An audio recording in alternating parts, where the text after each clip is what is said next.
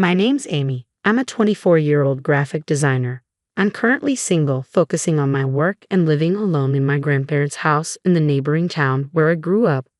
I've had no issues with my work relationships, but my real family has always been a source of trouble for me. I have an older sister, Melissa, who's 2 years older and was always favored by her parents. As a child, I loved to draw, but Melissa would often mock me, saying things like, "Mom, Amy's doodling again. It's embarrassing that she's my sister." She'd snatch my drawings and throw them away. My parents always sided with Melissa, nodding along to everything she said. They told me I needed to work and bring in money after finishing school, but my maternal grandparents disagreed and took me in. Thanks to them, I attended high school in a nearby town. I wanted to repay them after graduating, but they encouraged me to pursue vocational school instead. I've always loved creating original characters, so I went to graphic design school. Even as a student, I entered logo and design competitions. Some companies liked my designs, but one offered to use my original character as their mascot, which kick-started my career as a freelance designer working from my grandparents' home. My grandparents have been traveling across national parks in America for about a year, so I'm currently managing their house alone. However, Melissa keeps criticizing me, asking when I'll start contributing to the household and belittling my work as a freelancer. She's dismissive despite my efforts to explain. "I don't want them to think that my sister is like you. It's embarrassing, so don't come. I'll make sure you can't. Even if you do, I'll lend you my man. So why don't you go and experience what a date is like?" It seemed that my sister did not want me to attend. Furthermore, I was a little puzzled by my sister's last words. After thinking a bit, I told her, "Understood. I won't have anything more to do with all of you.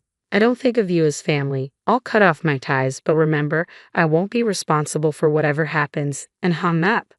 As I was about to hang up, I had a feeling that my sister was sneering at my words, but I ended the call without worrying about it. The next day, since there was no more wedding I had to attend, I was enjoying my long-awaited day off. As I was barbecuing in my backyard, the intercom at my house suddenly rang. There stood my sister and parents. "Hello, wasn't today supposed to be Melissa's wedding?" I was waiting for my fiance at the wedding venue, but no one showed up. Even when I asked the staff, they said that it had been canceled and there was no wedding scheduled, she yelled.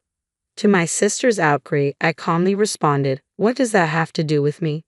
Besides, I told you that I don't care what happens. I cut ties with you all yesterday. Please leave me alone."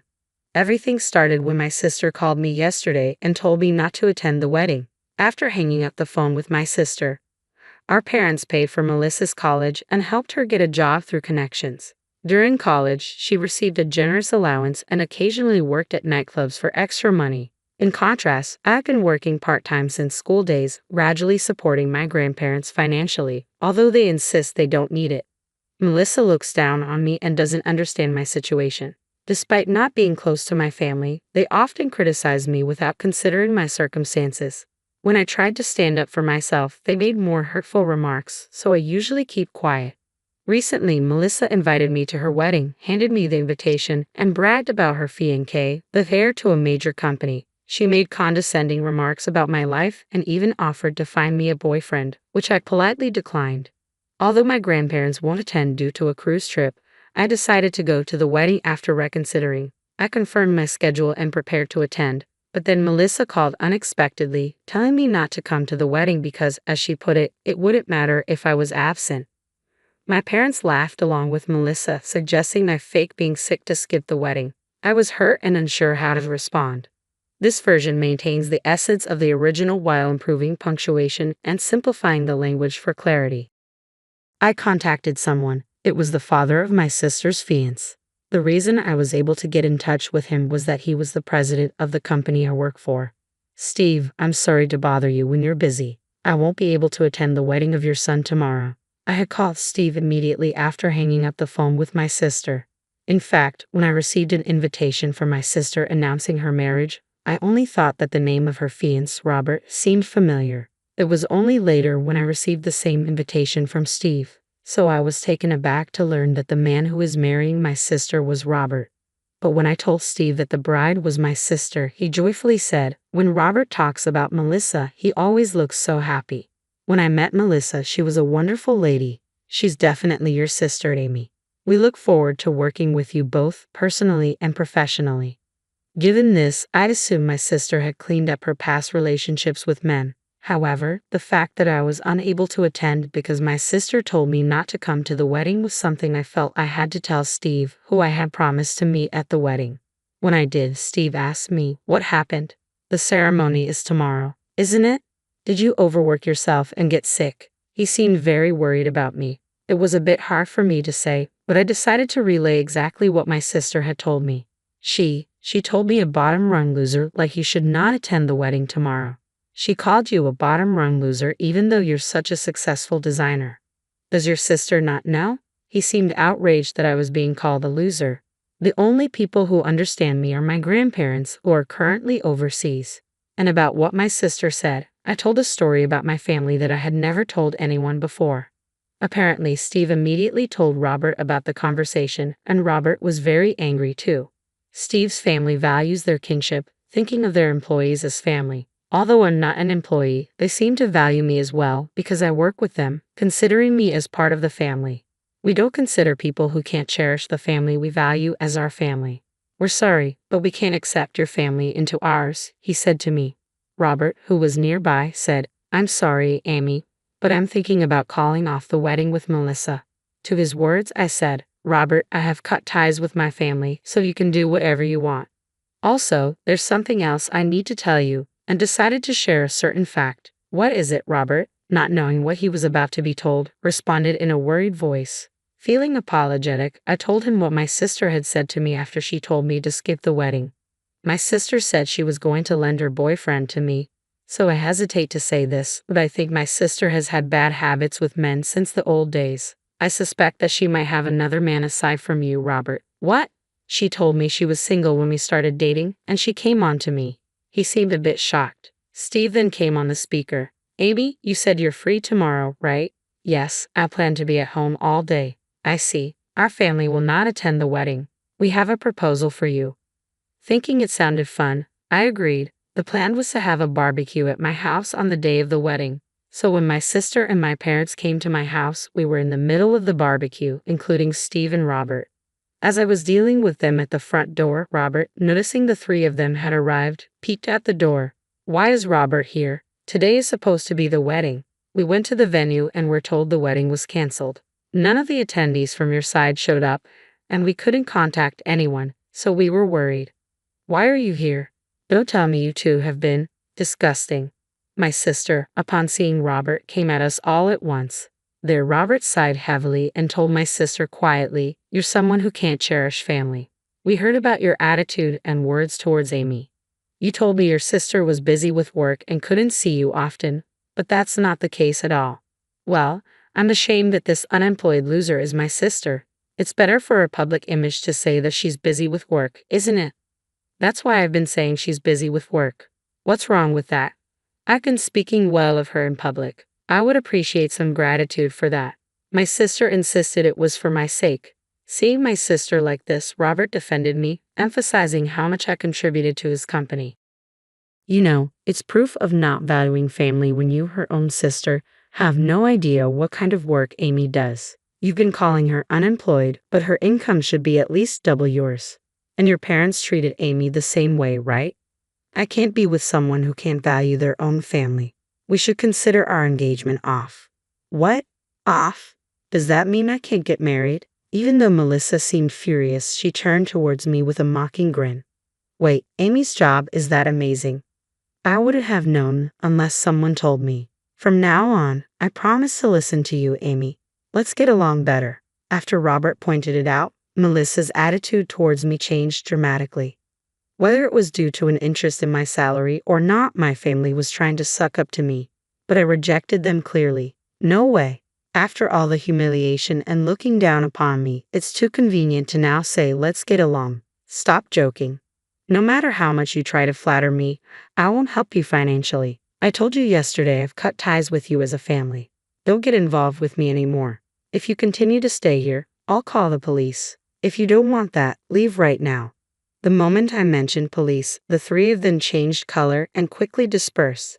After that, Robert and I returned to the backyard and continued enjoying our barbecue. A month later, I received a call from an unknown number. Assuming it was work-related, I decided to answer. "Hey, I got a bill from Robert. What did you say? You knew about my affair?" Before I could say hello, Melissa's shrill voice echoed in my ear.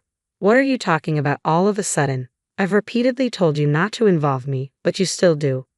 I don't care about your affair anymore, so please never contact me again." With that, I hung up. Later, I heard from Robert that the investigation of Melissa's affair during their engagement had finished and it seemed possible to claim compensation and cancellation fees from the venue. As Melissa had quit her job with the plan of getting married, I heard she was juggling several part-time jobs to somehow pay the compensation. She seemed to have run crying to her parents, but their income had never been great, so I don't think that they could be of much help. As someone who was spoiled until now, I hope Melissa takes responsibility for what she's done. Currently, I'm still working with Steve's company. We've been discussing the opportunity for me to create various products as an exclusive designer. I look forward to continuing to work happily with these kind of people in the future. Oh? Is that you, Mandy? The moment I heard that voice, memories of my hellish married life surged back. And I turned around with goosebumps. Standing there was my smirking ex-husband, with a young woman clinging to his arm. The very person who made my first marriage a living hell is now standing right in front of me. Who would have thought we'd meet here? It's been a while, hasn't it? Huh? The ex-wife? Nice to meet you. The young woman next to him greeted me in a high-pitched voice. My ex-husband had his arm around her. "You see, this is my current wife. Young and cute, huh? You are nothing compared to her." As I tried to leave, he stopped me and looked me over. "Look at you, an old, unemployed, and poor single woman. You're living a miserable life because you couldn't serve me properly." Serves you right. Hey, that's a bit much. But it's true though. I was seething inside. I had to say something. Turning back to them, I asked quietly. "Hey, who exactly are you talking about?" "My name is Mandy Thompson. I've been married to Ben for 2 years. In fact, I was married once before I met my current husband. That marriage was so tragic that I don't even want to remember it. The man I first married was named Steve Owen. We met at a small company where I started working as a fresh graduate. Steve, who was in charge of training me, seemed manly and dependable. Having had little experience in love, I was thrilled when he asked me out. And I quickly agreed to date him. However, Steve had always been somewhat tyrannical. He would get moody when I talked to other male employees, or would behave arrogantly towards restaurant staff. But love was blind. After 2 years of dating, he proposed, and I agreed to marry him. Steve strongly wished that I become a housewife, so I did just that upon our marriage. Once married, I realized that his manly character was just domineering. "Now that you're a housewife, do the household chores perfectly. That's your job." He never helped with the housework. No matter how hard I tried, he never appreciated my efforts. Instead, he was always nitpicking how I managed the household chores and finances. Still, I kept doing my best, grateful to be allowed to stay home. 3 months into our marriage, during winter, I came down with a severe cold. Feeling ill since morning, I checked my temperature, over 100 degrees. Chills and dizziness made it impossible to do any housework. When Steve returned from work and saw me wrapped in a blanket, he visibly grimaced. "Hi, Mandy. What are you doing lying down?" "Steve. I think I caught a cold. My temperature is over 100 degrees. Despite my explanation, he frantically looked around the house and scowled. "Hey. You haven't done the cleaning or the laundry." "I've been feeling ill since the morning, I really couldn't do it." "Don't spout such lazy excuses, you're just a housewife." He shouted and then yanked away my blanket. You haven't even prepared my dinner. Make it now. But I told you, I have a high fever. I can't possibly cook. Tears filled my eyes as I pleaded. But Steve didn't care and forced me to get up, then shoved a $10 bill at me. Then, go buy something with this now. What? Don't buy anything for yourself. You skip dinner as a punishment for slacking off. Just buy mine, now. Steve dragged me to the entrance while I was staggering and then threw me out of the house. In the freezing cold, in my pajamas outside. It seemed I wouldn't be let back in until I brought something back. After managing to buy groceries, I collapsed right at the entrance upon returning. Steve glanced at me briefly, snatched the ready-made food by his side, and began eating silently while watching TV. As I lay collapsed in the cold entrance, I heard Steve's laughter from afar, and a tear rolled down my cheek. Yet, I hadn't considered divorce because I didn't want to betray my father, who had been delighted by my marriage. My mother passed away from illness when I was in middle school, and since then, it had always been just my father and me. My father was running a stationery shop and we weren't wealthy.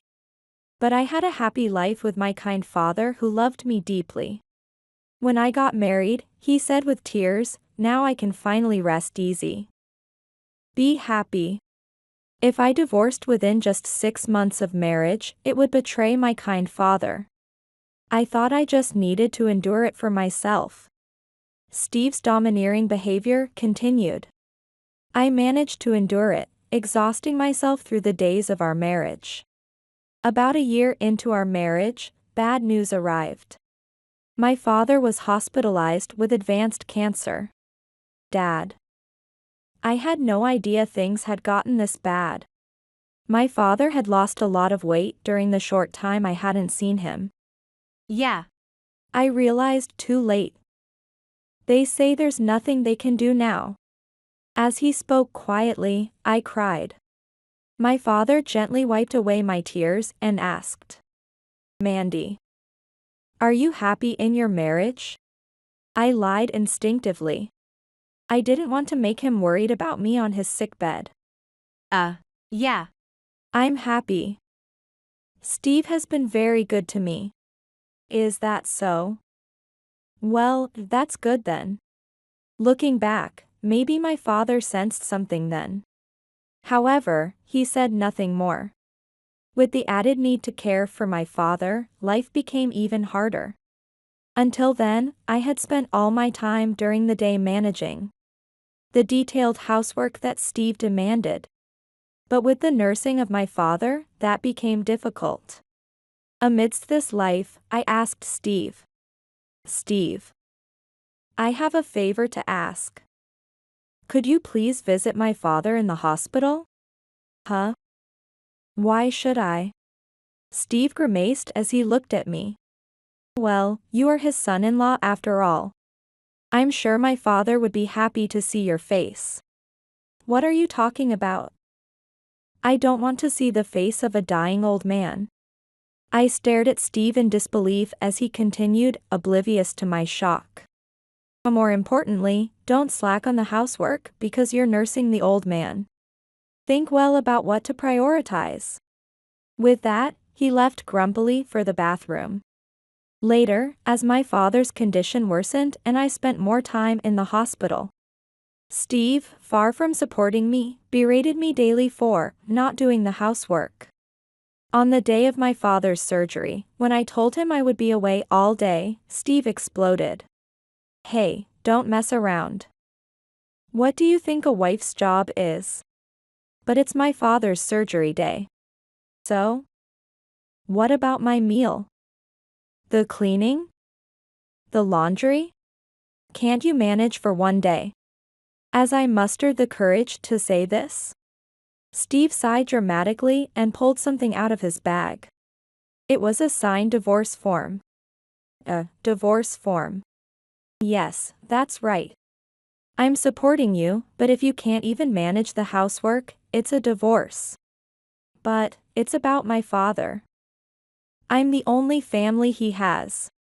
I don't care. If you're saying you won't do the housework because you're accompanying him to surgery, then it's an immediate divorce. Just think well. Steve left these words behind and went off to work.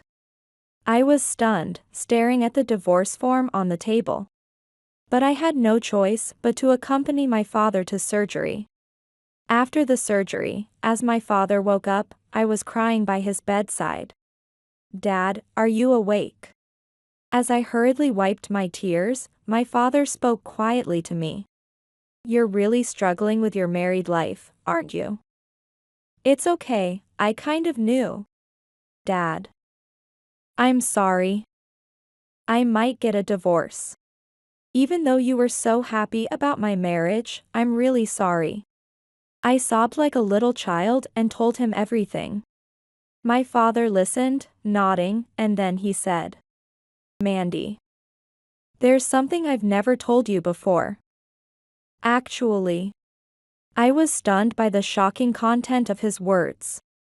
When I returned home, Steve was waiting, looking furious. "Hey. You skipped housework to go to the hospital, didn't you?" "Yes." "Then it's a divorce. Hurry up and sign the divorce form." Steve forced me to sit at the dining table and to write the divorce form. I quietly asked him, "Are you really going to abandon me? Me, who is stressed out from taking care of my father?" "Yes, that's right. I don't care if the old man dies and you're left all alone. I'll gladly get rid of a defective wife like you."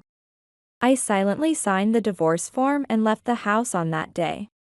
As I stood at the entrance with my belongings, Steve said dismissively, "Goodbye. Never show your face here again, damn wife." Soon after, I returned to my family home to continue caring for my father. However, 3 months later, my father passed away. After the funeral, when things had settled down a bit, a lawyer came to visit me. "I've come regarding your father's estate." I remembered what my father had said on the day of the surgery. "Mandy, I've been hiding this. But I've been trading stocks and cryptocurrencies for about 10 years. "What? Dad, why are you bringing this up now?" "With that, there's a substantial amount of money. When I pass away, it will all be yours. So don't worry about living after the divorce. Go ahead and leave him and live your life." "Dad, all I want is for you to be happy. Please, don't make the wrong choice." Knowing this allowed me to decide to get a divorce. However, when I heard the amount of the inheritance from the lawyer, I was floored. Excluding taxes, I would have $3 million left. There were also several properties. My father, who had run a small stationery shop, had a talent for making money. I followed the lawyer's instructions and gratefully accepted the inheritance from my father. Later, when I had trouble with property management, I met my current husband, Ben. Born into a family of landlords, he easily solved my problems. Later, Ben proposed a relationship with marriage in mind, and I decided to remarry. Attracted by his competence and kind nature, I now have a happy life. I hope to continue living a peaceful life with the person I love. But just when I thought that, I ended up having a nightmare reunion at a real estate office I was visiting for business. I encountered my ex-husband, Steve. "Oh? Is that you, Mandy?" The moment I heard that voice, memories of my hellish married life surged back. And I turned around with goosebumps. Standing there was my smirking ex-husband, Steve, with a young woman clinging to his arm. Who would have thought we'd meet here? It's been a while, hasn't it? Huh? Steve's ex-wife? Nice to meet you. The young woman next to him greeted me in a high-pitched voice. My ex-husband had his arm around her. "You see, this is my current wife, Kelly. Young and cute, huh? You are nothing compared to her." Faced with such an introduction by Steve, I informed him emotionlessly. I have some errands to run, so I will be leaving soon. Hey, is that your attitude after running into your ex-husband by chance?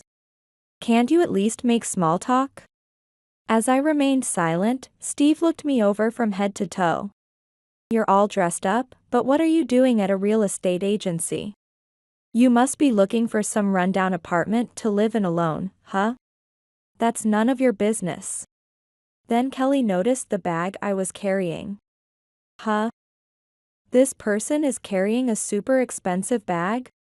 Steve, didn't you say your ex-wife is unemployed? Silly Kelly, it must be a fake.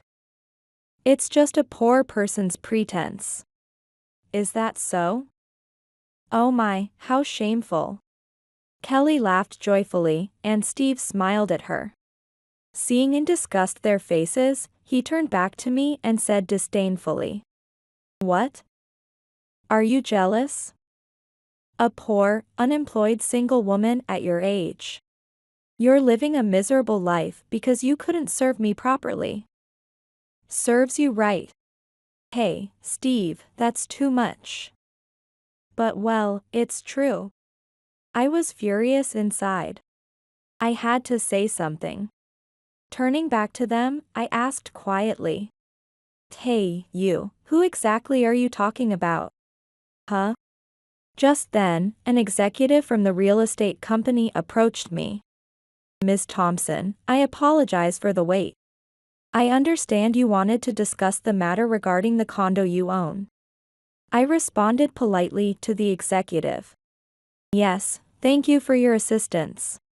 But before we talk, may I have a moment? I ran into an acquaintance.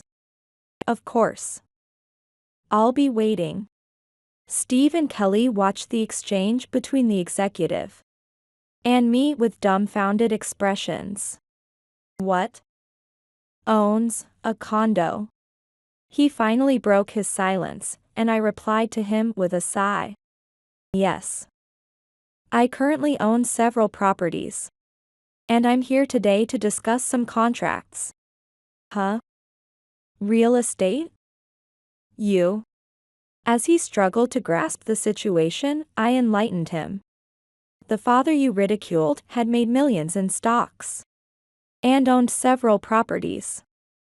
I inherited all of that. What? You kept the inheritance a secret from me. You were the one who ridiculed and abandoned my father and me, right? Steve stammered and his face changed colors rapidly. Eventually, he began to beg. Mandy. I'm sorry about that time. I'll break up with her, so please marry me again. Huh? Wait a minute, Steve. Kelly looked at him with a shocked expression. As I looked down at him expressionlessly, Steve pleaded. Actually, my company is going under, and I'm in trouble with money. What? I didn't know about that. Shut up.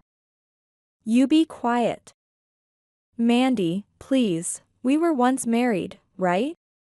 Just as Steve was reaching out towards me, a stern voice rang out. Please do not touch my wife. What is this about? Who are you? There stood Ben, my current husband, who had arrived a bit late. He put his arm around my shoulder and glared at Steve. Tall and dressed in a well-tailored suit, Ben exuded an aura of wealth. Steve shrank back and muttered. Wife. Mandy, you remarried? Yes, I've been remarried for a while. To a man with better financial stability and character than you. No way, how can that be? Steve looked momentarily devastated, but then he started to say something outrageous. Then, Mandy, lend me some money. No, give me some. Just $10,000 would be fine, you're rich, right? To him, I shouted back. After the way you treated me, who would give you money? Don't ever show me that pathetic face again. Get out of here with that woman right now. Startled by my shouting, Steve realized he couldn't get any money from me. He then reached out to Kelly and spoke softly. Kelly, shall we go? Don't touch me. Kelly lashed out at the crestfallen Steve. I can't believe you kept quiet about your company going under. You were just after my father's money, weren't you? No, it's not like that. Believe me, I love you, Kelly. You just said you'd divorce me. Stop making a fool of me. Fine, I'll divorce you myself. Be prepared for that. I'll contact you through a lawyer. Kelly stormed off immediately after dropping those words. Apparently, she was from a well-off family. Left behind, Steve stood in stunned silence.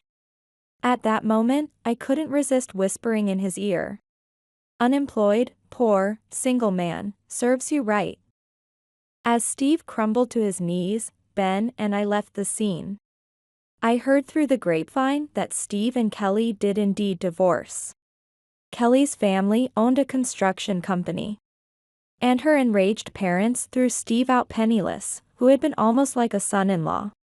Later, Steve somehow managed to move into a rundown apartment. And now he spends his days laboring, alone and tirelessly. I will never forgive him. Even now, I don't feel the slightest bit of sympathy for him. Meanwhile, Ben and I continue to live a peaceful life. My father, who saved me from a desperate situation, and Ben, who taught me what true happiness is. I am forever grateful to them. Recently, I found out I'm pregnant. Ben is looking forward to the arrival of our child. I want to continue walking this happy path with my new family. My son is dead and you will return to your parents' house, right? We will live in this house. My dear husband suddenly left this world. Right after the funeral, my grieving self was visited by my in-laws. Although not many, this house is filled with memories of living with my husband.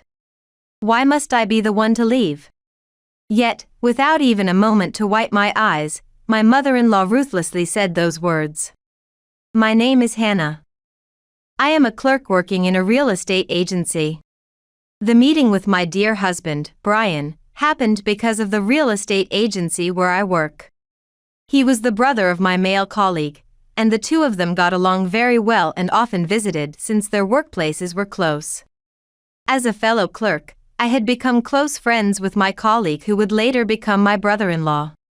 It was through him that I was introduced to his elder brother. Eventually, I was invited by the brothers to join them for lunch, and we began to spend more time together. I recognized Brian as a cheerful and nice person to talk to, but I hadn't considered him romantically. I thought he felt the same until one day, an event that would change our relationship occurred. We were supposed to meet at a restaurant booked by my colleague, but only he had an urgent matter and could not make it. It seemed a waste to cancel the reservation, so for the first time, we found ourselves alone together. I later learned that the brothers had planned this, with the younger brother arranging for us to be alone at the elder brother's request. The food was delicious, and as we talked, we quickly grew close, sharing our backgrounds and values. The more I learned about his character, the more I was drawn to his warm smile. This day marked a change in our relationship, and it didn't take long before we were married, thanks to the younger brother's arrangements. In that sense, I cannot thank him enough for what has transpired since. Then came the day we met with his parents. I was full of anxiety, but his parents welcomed me very gently. The caring exchange continued, and I began to relax. I'm really glad you came. We were looking forward to meeting you, Hannah. We made a lot of food hoping today would be a good day. My mother-in-law said this and took great care of us. My husband's parents, like their eldest son, were independent people and very easy to get along with. I felt relieved and grateful for the enjoyable time I had at my in-laws' house. Even after many interactions, my in-laws continued to support our happiness, maintaining a distance that did not impose marriage or children on us. Eventually, the topic of living together at my in-laws' house came up, but we had plans to build our own home. Actually, my grandfather left us a house. As I explained, my in-laws listened intently and nodded. My grandfather doted on me, his only granddaughter, and had even perfectly remodeled the home and land he left me before passing away. The land was nearby, and with redevelopment, the land value had soared. However, being in the real estate industry for a long time, I knew that selling the land would be more beneficial for our ideal home plans than living in it. Though I am grateful for my grandfather's love, he had said I could live in or sell the house, so we had already considered selling it. After getting married, we moved there. However, the distance from work and the desirability of the location made it difficult to continue living there. As we were planning to sell, a significant change came into our lives. My husband, a salesperson, was assigned a transfer. His company had branches nationwide, and he was deemed the only suitable candidate for the position, making it an order we could not refuse. I will definitely come back during the holidays. Also, my parents will visit. It's not necessary, but could you take them out? Both your father and mother are very nice people, so going out is no problem. But, it seems like selling the house will have to wait. Because of my job, my husband's assignment was decided. It was sudden, but I had to endure the loneliness and worry, waiting for the day we could live together again. As my husband had said, on his days off, my in-laws, especially my mother-in-law, would often visit. My mother-in-law used to endure loneliness while raising young children during my father-in-law's business trips. You can still nurture family memories even without children. Let's go out together. Shopping might cheer you up. Let's go, Hannah. Thanks to my mother-in-law, I didn't feel lonely, and my holidays became busy. However, gradually, I began to notice something concerning. Almost every day off from work, my mother-in-law would invite me out. That was fine, but after a month, her invitations became somewhat forceful, disregarding my fatigue and household chores. I wanted to rest this week. When I said this, my mother-in-law frowned as if I were being unreasonable. But it's fun to go out together, isn't it? Or are you saying you don't want to go out with me? It's not like that. But you take me out every week, so don't you think you need a break too, Mother? My mother-in-law's face turned sad. I try to clear up the misunderstanding in a hurry, but she refuses to listen. Confused, I agree, and then she suddenly smiles as if she had forgotten how persistently she had clung to me. My suspicions about my mother-in-law's actions grow inside me. The places she forces me to go always end up being expensive. Shopping at brand stores and eating at expensive restaurants continues, and she manipulates it so that I have to pay. Often, she leaves the store first, and I am left to pay. There is no thanks for the payment, nor any offer to pay later. Certainly, having a house and earning a good salary means I don't have to worry about savings. However, my husband and I have always been frugal, so I can't help but feel uneasy about my mother-in-law's lavish behavior. There were times when both in-laws were present, but even then, the situation was the same. If anything, my father-in-law joining in only added to my burden. I knew it needed to be addressed, but it was hard to talk to my husband about it. He had said he would definitely come back on holidays. But his workplace was quite busy, and he couldn't come home easily. Your mother told me you go out every week, but is everything going smoothly? It doesn't seem like you have any worries? When I video call my husband, his under-eye bags and slightly thinner cheeks are noticeable. The fatigue from work is clearly visible. I feel guilty even mentioning the issue with my mother-in-law, so I end up pretending everything is fine. Your mother has been really good to me. Take care of yourself too, Brian. I'm fine, so don't worry. I deceive my husband while I can't refuse to cover the expenses of socializing with my in-laws. However, their behavior gradually escalates, and when I insist, I can't go out today, they start asking for this. Then, hey, could you lend me some money just for a little while? Huh? I have to pay? Just a little, really just a bit. I've already made a reservation at the restaurant. I'll take some other friends instead, so could you cover what I don't have? I wanted to refuse, but doing so would complicate the conversation, leading nowhere. Resigned, I opened my wallet. But I never showed such an attitude in front of my husband. Maybe you should ask Brian? When I subtly probed my mother-in-law, I was surprised by her response. It's shameful to ask Brian. She thinks it's embarrassing to ask her eldest son, so it's better to ask his wife for money. I had long given up on my mother-in-law, and it became a daily occurrence for her to ask for money. At least if I give her some pocket money, she stops forcing me out. I knew this had turned into a significant problem. But the inability to talk with my mother-in-law had left me utterly exhausted. My mother-in-law's actions became increasingly inexplicable and odd. She would show up unannounced and survey the inside and outside of the house as if she were invading my privacy. Is this decor left by your grandfather, Hannah? It's marvelous to have the luxury to furnish such high-end items. Some of the furniture included antiques my grandfather had liked. My mother-in-law seemed to enjoy them, coming over to gaze at them dreamily as if they were her own. This is my and my husband's house. I finally began to consider opening up about my mother-in-law's behavior. My husband might be surprised, but it would be so much better if we could figure out how to handle her together. Her actions were never pleasant. As much as we are in-laws, it's an invasion of privacy. However, just as I was dealing with this, the duration of my husband's assignment was determined. Just a little more patience, and he would be back, and hopefully, the in-laws asking for money would end, a faint hope sprouting in my heart. My husband is working hard every day, so my patience would last a little longer. I was looking forward to reuniting with my husband, but the situation took an unexpected turn. What? Brian has collapsed and is in the hospital? My mind goes blank.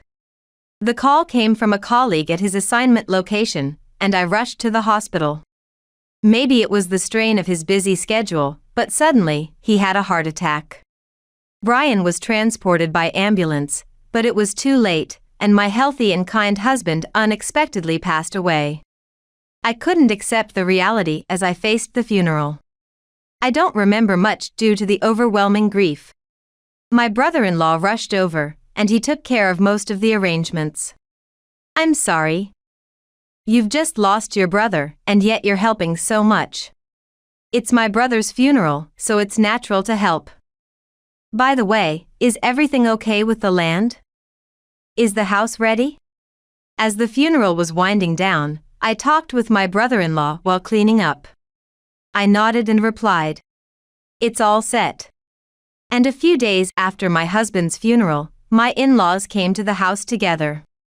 However, it was clear they were not there to console me. It's a pity about our son's sudden passing, but we are here, so don't worry. My mother-in-law's face was oddly grinning. Even more astonishing, she had arranged a truck, which was packed full with furniture and other items from her home. I was too shocked and confused to speak. This doesn't look like a simple move. My mother-in-law and her husband are trying to move in without any discussion. What is making them do this? But the answer is clear. Could it be that you're after our land? Despite the confusion, I voice a concern that has always been in my heart. My mother-in-law gave a cold smirk. The land value has really shot up. I've been targeting this house for a long time. In fact, you only got married to my son because of this inheritance. I allowed the marriage because you were the one who inherited it.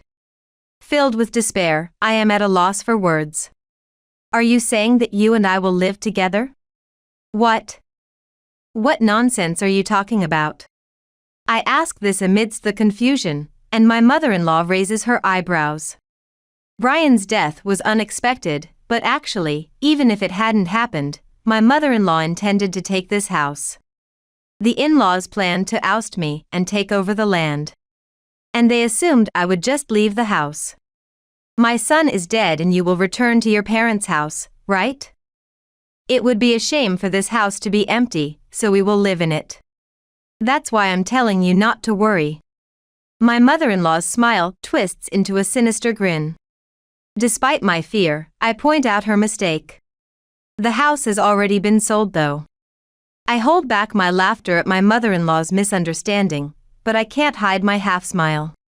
In response, my mother-in-law freezes and says, "What?" Just then, a moving truck from a different company arrives. "I'm sorry, but we're here to move things into your house." Because a truck from another company is already parked there, a sturdy mover gets out to check with us. The movers my mother-in-law had arranged also descend. Realizing something is amiss as work cannot begin due to the other truck's presence, they start asking the in-laws for an explanation, but both are too flustered to provide a clear answer. Arguing with everyone here would be pointless. Seeing the in-laws in a panic, I finally start to regain my composure. I then promptly instruct them to move the truck. This house already has a buyer and the contract is complete. A new family will be moving in, so you can't just bring these people's stuff into someone else's home, right? As the movers are shocked by the situation, a luxury car arrives. Out step a wealthy couple and their children. In fact, this land is no longer mine. They are the new owners. The in-laws grow even more confused, unable to understand what is happening. "Please move the truck quickly, the new residents can't start their work." Once I manage to get the mother-in-law's truck moved, the movers begin working swiftly, carrying in brand new furniture according to planned procedures. My mother-in-law and her husband, unable to accept this, start pestering me at the entrance. When the buyer, the husband, sees his family to the car and comes over to confront us, a different chaos ensues. "Who are these people? We bought this house. Please send the truck back soon." I hadn't expected the in-laws to visit, so I apologize profusely and somehow appease the buyer. But the mother-in-law and her husband don't leave. Instead, they push past us and rush into the house. Of course, the inside of the house has completely changed from what they knew. None of the furniture my husband and I used remains. My mother-in-law is shocked by the sight and begins to create a scene. "What is this? The house is empty. The antique furniture and lighting. I love those. What's going on here?" She can't comprehend what has happened and is outraged. When the new residents finally shout, "We will call the police," my father-in-law, who had been flustered, bolts and drags my mother-in-law away. As they move a bit away from the scene, the heated mother-in-law gradually becomes dazed and quiets down. I first apologized to the new residents. Told that future problems could still arise, I take down the names and addresses of the in-laws to somehow secure release. Though weighed down by a strong sense of fatigue, I still have to explain things to the in-laws. I return to them and calmly inform them that the move had been completed a few days before my husband passed away. This house was originally planned to be sold with the land, so everything is according to the initial plan. There was a pause in our plans due to my husband's assignment. But a certain background allowed us to proceed smoothly with the discussion. The person who supported our decision was my brother-in-law. I was bewildered by the change in my in-laws, who had started asking me for money, but I didn't want to worry my husband and couldn't talk about it, continuing to brood. My brother-in-law noticed this and came to my rescue. He doesn't get along well with our in-laws and had told me that he would help if there was any trouble. Wanting neither to spoil my relationship with my husband nor with the in-laws, I trusted my brother-in-law, who promised to keep things confidential, and decided to consult him fully. When I told him everything, he was furious with the in-laws. As my husband's brother and a colleague at my workplace, he understood the in-laws' schemes well. For him, his brother Brian was his only family, and he said that I was like family too. "I think our parents will eventually try to live in that house or conveniently kick us out to take it for themselves." My brother-in-law says that both my in-laws have such high-end tastes that they are naive about the ways of the world. They are vain and unscrupulous. Especially my mother-in-law, she acts like a lovely lady as long as she looks good on the outside, but in reality, she is mean-spirited and only thinks of herself. Because they are blood-related, the stories my brother-in-law tells about the in-laws are quite intense. They pretend to be something they're not in front of their eldest son, so my husband probably never knew this side of his parents. Anyway, he suggested that we sell the land early so it wouldn't be taken by my in-laws. I agreed with my brother-in-law's opinion and decided to proceed with the sale. Even though it was something important left by my dear grandfather, I wanted to avoid having the existence of this house become a problem for us as a couple. In fact, because it was important, I didn't want to leave any troubles behind. Of course, it wasn't a decision I made on my own. I had discussed it with my husband while he was alive, and he agreed. At that time, he became aware of all the actions of his parents. I didn't want to tell him, but I couldn't complete the sale on my own. However, he understood the feelings I couldn't consult him about, and he couldn't forgive his parents' actions. I'm sorry I didn't notice. If it's okay with you, Hannah, let's complete the sale before my parents can make a move. I'm sorry that it's such an important house inherited from your grandfather. No. If it's going to cause trouble, my grandfather would agree to let it go. I decided to sell the land not because of the relationship with my in-laws, but to protect the future with my husband. Regarding the sale, my brother-in-law, who is an expert in real estate, worked hard to find the best buyer. What I needed to do was to find a new place to move to as soon as possible and act naturally so as not to alert my in-laws. The house had some signs of use because we had lived there, but it was practically new, which helped keep the price down. This allowed us to find a buyer quickly, and the sale was completed smoothly. That was the family that arrived earlier. I was supposed to wait in our new house for Brian's return. He was happy about the sale, which was the only regret. As the movers efficiently carried in the furniture, the ousted in-laws watched the moving process proceed steadily.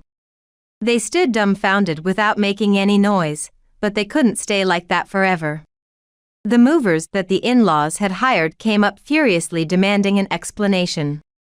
From their perspective, it was an inexplicable error that caused a double booking of movers. I can't believe this is happening. This is a breach of contract. They confronted the in-laws, but they fumbled and couldn't provide a clear explanation.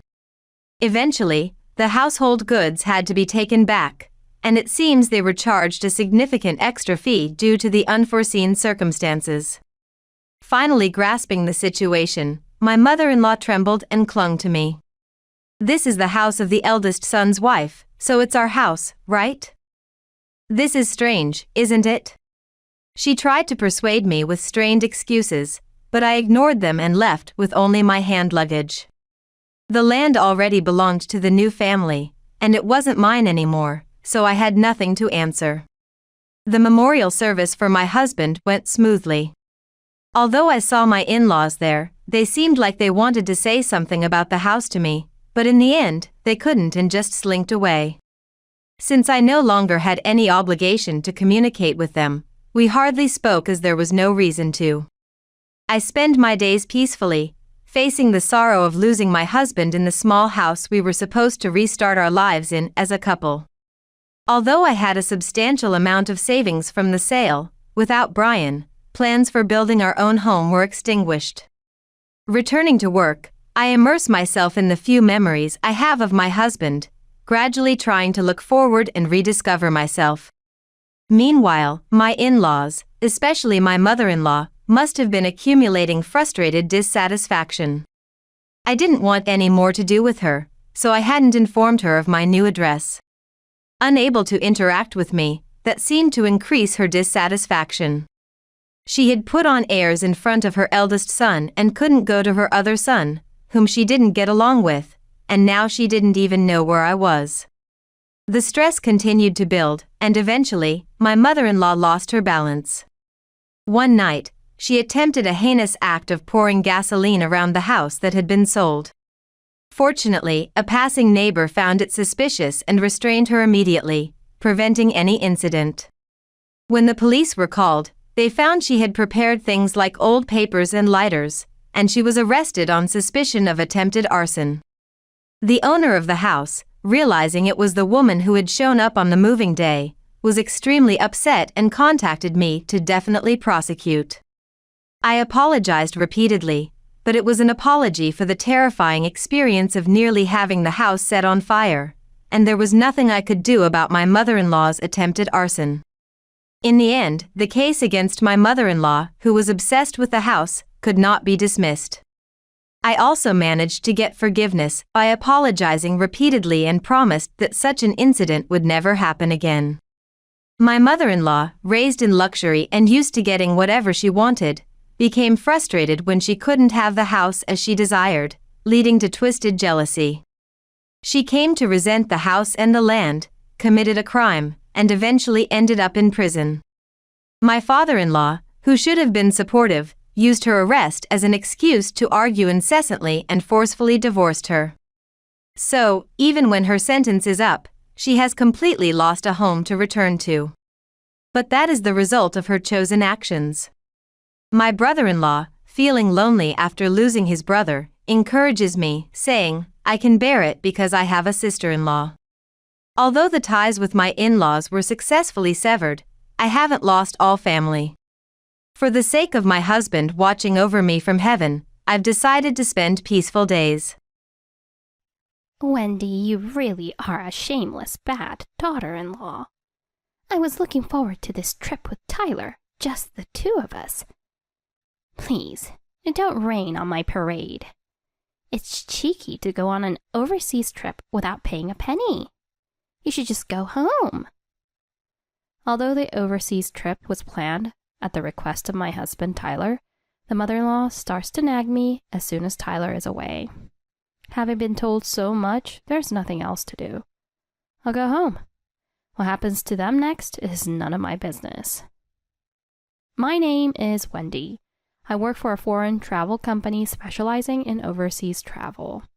Planning overseas weddings and honeymoons is my main job, and I can work remotely, so I have been working from home mostly after getting married.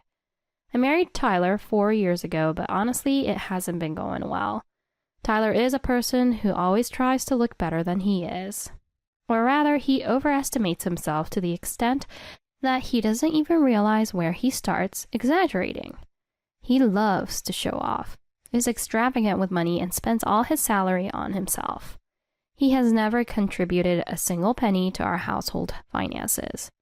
Before we married, he was generous with me, and I never thought he was stingy, but he turned out to be the type who doesn't feed the fish once caught.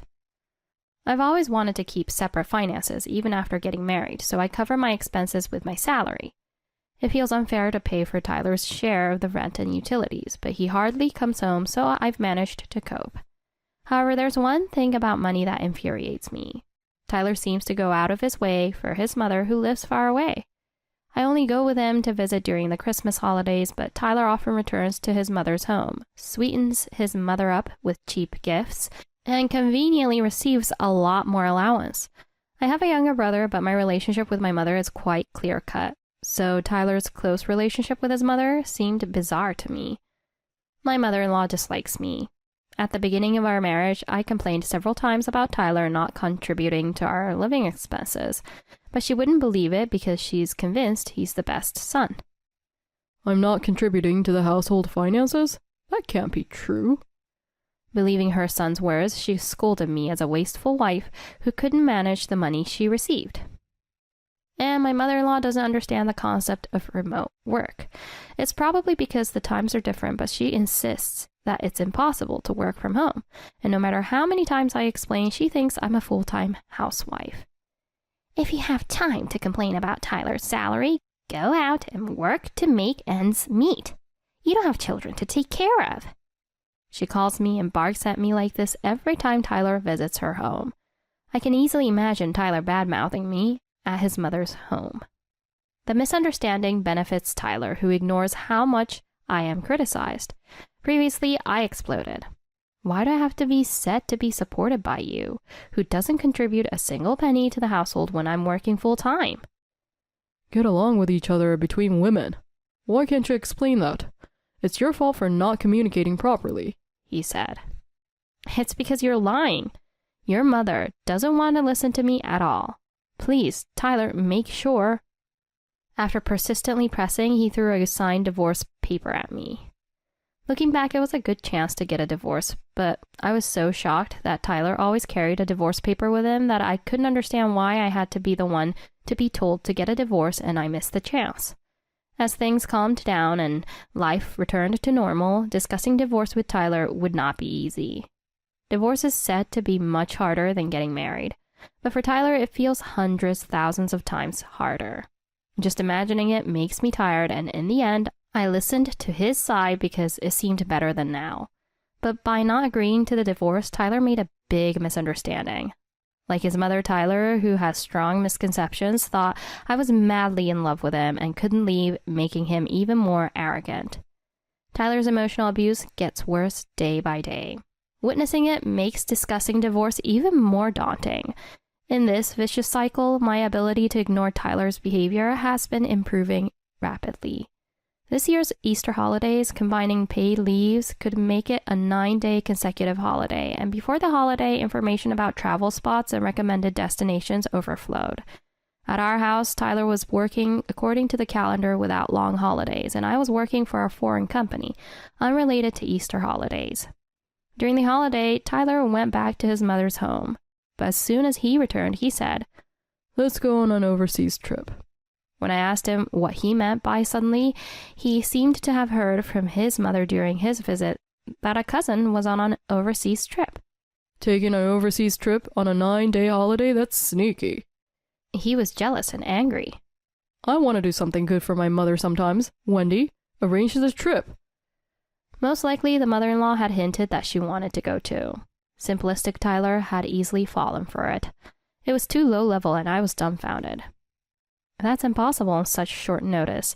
Neither you nor your mother even have passports. Isn't a domestic trip okay? I suggested, but he was adamant. No, it has to be an overseas trip. Get the passports arranged too. He must want to boast to his colleagues. When Tyler's pride shows, he won't back down easily. What about the language? Neither you nor your mother can speak anything but English. Huh? You'll be there, won't you? What? Am I going to?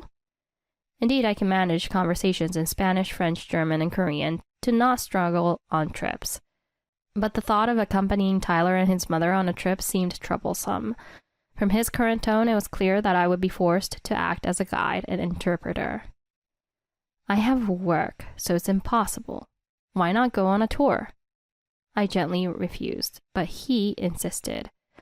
Why should I have to go with strangers? You can work from the travel destination since you're remote. I'm taking you with me, so stop complaining. Just hurry up and book a trip that satisfies me and my mother. It's your job, so you can do it quickly. Show some respect for once. He forcibly pushed through. I'm tired of Tyler's selfishness. I was completely disheartened while planning this unenthusiastic trip, but as I worked on it, a brilliant idea struck me. It was something only I, with my experience in travel planning, could pull off. Imagining what would happen next, I couldn't help but feel excited, and I devised a perfect plan for Tyler and his mother, leaving no room for error. On the day of the overseas trip, unaware of my efforts, the mother-in-law was childishly excited. It's like a dream to go on an overseas trip in business class. That's my boy. Tyler, shamelessly taking credit for my work, said, I want to do something good for you now and then. It was quite tough planning this amidst work. But you didn't move a muscle, did you? I thought to myself.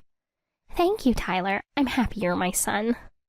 After completing the departure procedures, the two of them, overly excited, started moving around energetically at the gate. I tried to keep up but lost sight of them along the way.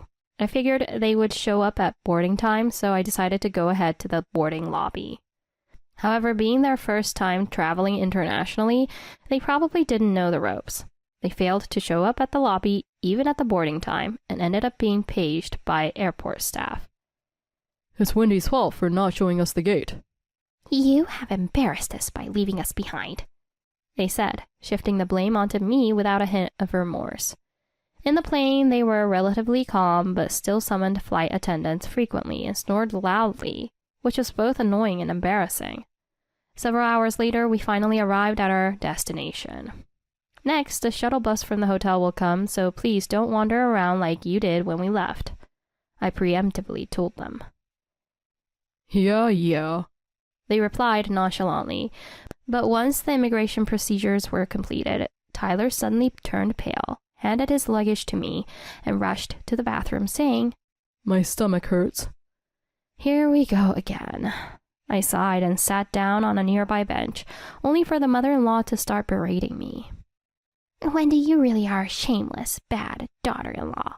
I was looking forward to this trip with Tyler, just the two of us. Please, don't rain on our parade. It's cheeky to go on an overseas trip without paying a penny. You should just go home. She probably thought she could nag me while Tyler was away. She wouldn't stop nagging. Having been told so much, there was nothing else to do. I'll go home. What happens to them next is none of my business. I was pleased that the opportunity to leave came much sooner than expected. Is that okay? Good or bad, I can't enjoy myself with you here. I see. That's unfortunate. Understood. Then enjoy your time without me. I'll be heading back. With that, I stood up, took only my carry-on, and started walking away. The mother-in-law, thinking she was merely being spiteful, probably didn't expect me to actually leave. She looked utterly dumbfounded. I had to suppress my laughter as I walked away. Fortunately, I was able to change my return flight ticket on the spot, and I truly headed back to the U.S. The long flight back was physically demanding, but considering being manipulated by that pair further, this was an endurable hardship. Originally, I had planned to leave them behind during the trip and return home alone. Despite always being domineering and utterly ungrateful, they relied on me as if I were a crutch. I hadn't expected the opportunity to come right upon arrival, but wanting to get away from them every second, I took immediate action. I wonder what they will do now in this foreign country where they are not accustomed and don't speak the language. Just imagining Tyler, who loves to show off, panicking in front of his mother made me grin uncontrollably. When I safely returned to the U.S., my phone was flooded with missed calls and unread messages from Tyler. Seeing him in trouble was amusing, but I ignored it all and turned off my phone. Exhausted, I managed one more task on my way home. I stopped by the courthouse office to submit the divorce papers. Goodbye, you two. My plan was perfect. When I got home, I collapsed into bed and slept like a log. I'm not sure how long I slept, but the persistent ringing of the landline woke me up. Thinking it was Tyler, I picked up the phone. It was from the embassy. The two of them were apparently having quite a tough time locally. According to the embassy, Tyler, after returning from the bathroom, was shocked and furious to find his mother left alone. Unable to reach me, he decided to head to the hotel on his own. I had given Tyler the itinerary, but he couldn't even make it to the shuttle stop and was panicking. When a local approached him with broken English saying, "I know the place, I'll take you there," they followed and ended up being robbed of all valuables, including cash and passports. Shivering with fear, they stood by the roadside and were eventually taken in by the police. From there, they were referred to the embassy. The embassy staff was astounded by their carelessness overseas. Asked if I could pick them up, I informed them that we were divorced and I had no obligation to retrieve them. The embassy staff, unable to say anything further, acknowledged and hung up. I had kept the divorce papers Tyler had thrown at me before. I never thought I would use them this way, but lacking the energy to drag out a mediation, I opted for this decisive short-term battle. Although I could have claimed compensation if I had fought, considering Tyler's spendthrift nature, I doubted he would pay me regularly, and frankly, I wanted to get rid of him as quickly as possible. When I submitted the divorce papers at the courthouse office, Tyler's years-old signature made me nervous, but they were accepted without issue, which was anticlimactic. Thus, with minimal effort, I successfully divorced. The travel expenses were substantial, but considering it as severance pay, it wasn't too painful. The next day, I moved into a new apartment alone. Planning the trip and the divorce simultaneously was challenging, but I had arranged to move into the new place from the first of the month. I bought new furniture and household items, and the things I took with me fit into just a few boxes. I left the wedding ring on the dining table and walked out of the house feeling refreshed. Apparently, Tyler and his mother managed to return home with the help of his father. After they returned, Tyler, furious, contacted me. "Oh, you made it back safely. Well done." You left me behind and divorced me without my knowledge? Left behind? Don't say such misleading things. I didn't leave you two behind. Your mother told me to go away. You were the one who threw the divorce papers at me. I can't oppose you or your mother. I was just following your lead. You think such an excuse will hold? How much more do you want to embarrass me? Tyler's anger was audible even over the phone as he kicked furniture around. Embarrassed? Why? I gave you the itinerary, didn't I? If you had followed it, you could have had a wonderful trip, just the two of you. It's not my fault you ended up needing the police and the embassy. It's because you both took the overseas trip too lightly. That's why I suggested a domestic trip. Stop blaming everything on me. Silenced by my rebuttal, Tyler couldn't respond. Consider the trip cost as severance pay. I don't need compensation. In exchange, never contact me again. It would only bring you further embarrassment. What do you mean? I heard you're a regular at a certain type of bar. You don't contribute a penny to the household, and I always wondered where your salary was going. Apparently, there's a girl you're quite fond of. That girl, she actually despises you. She says it's creepy how you throw money around making bizarre requests. If you keep bothering me, I'll take this story to your company. The report from the private investigator I hired was more interesting than I expected. The girl Tyler was infatuated with actually disliked him.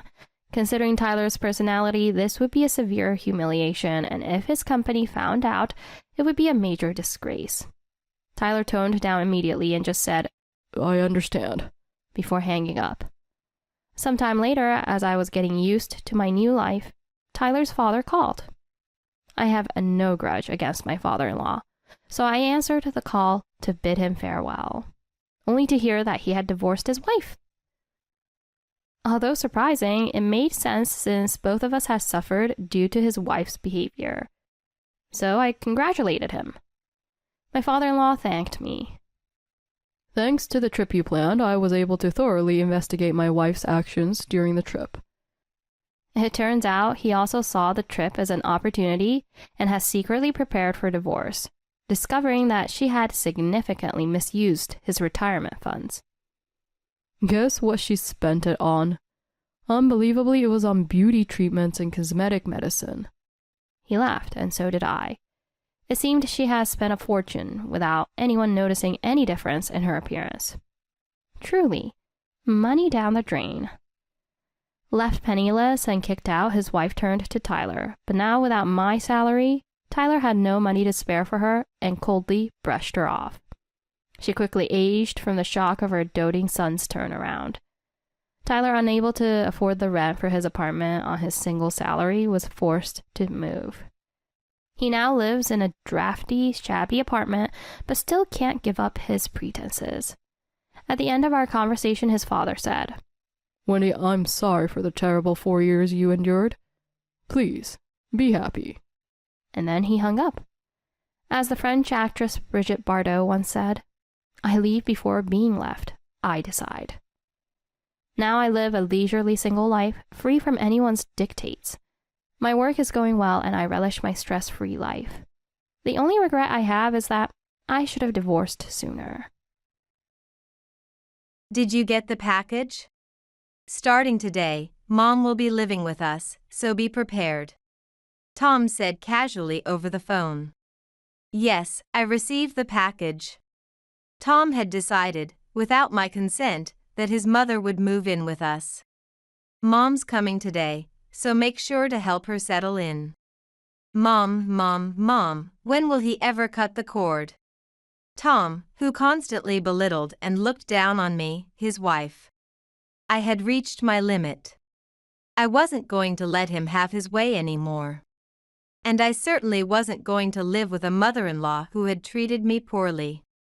Well, that's interesting.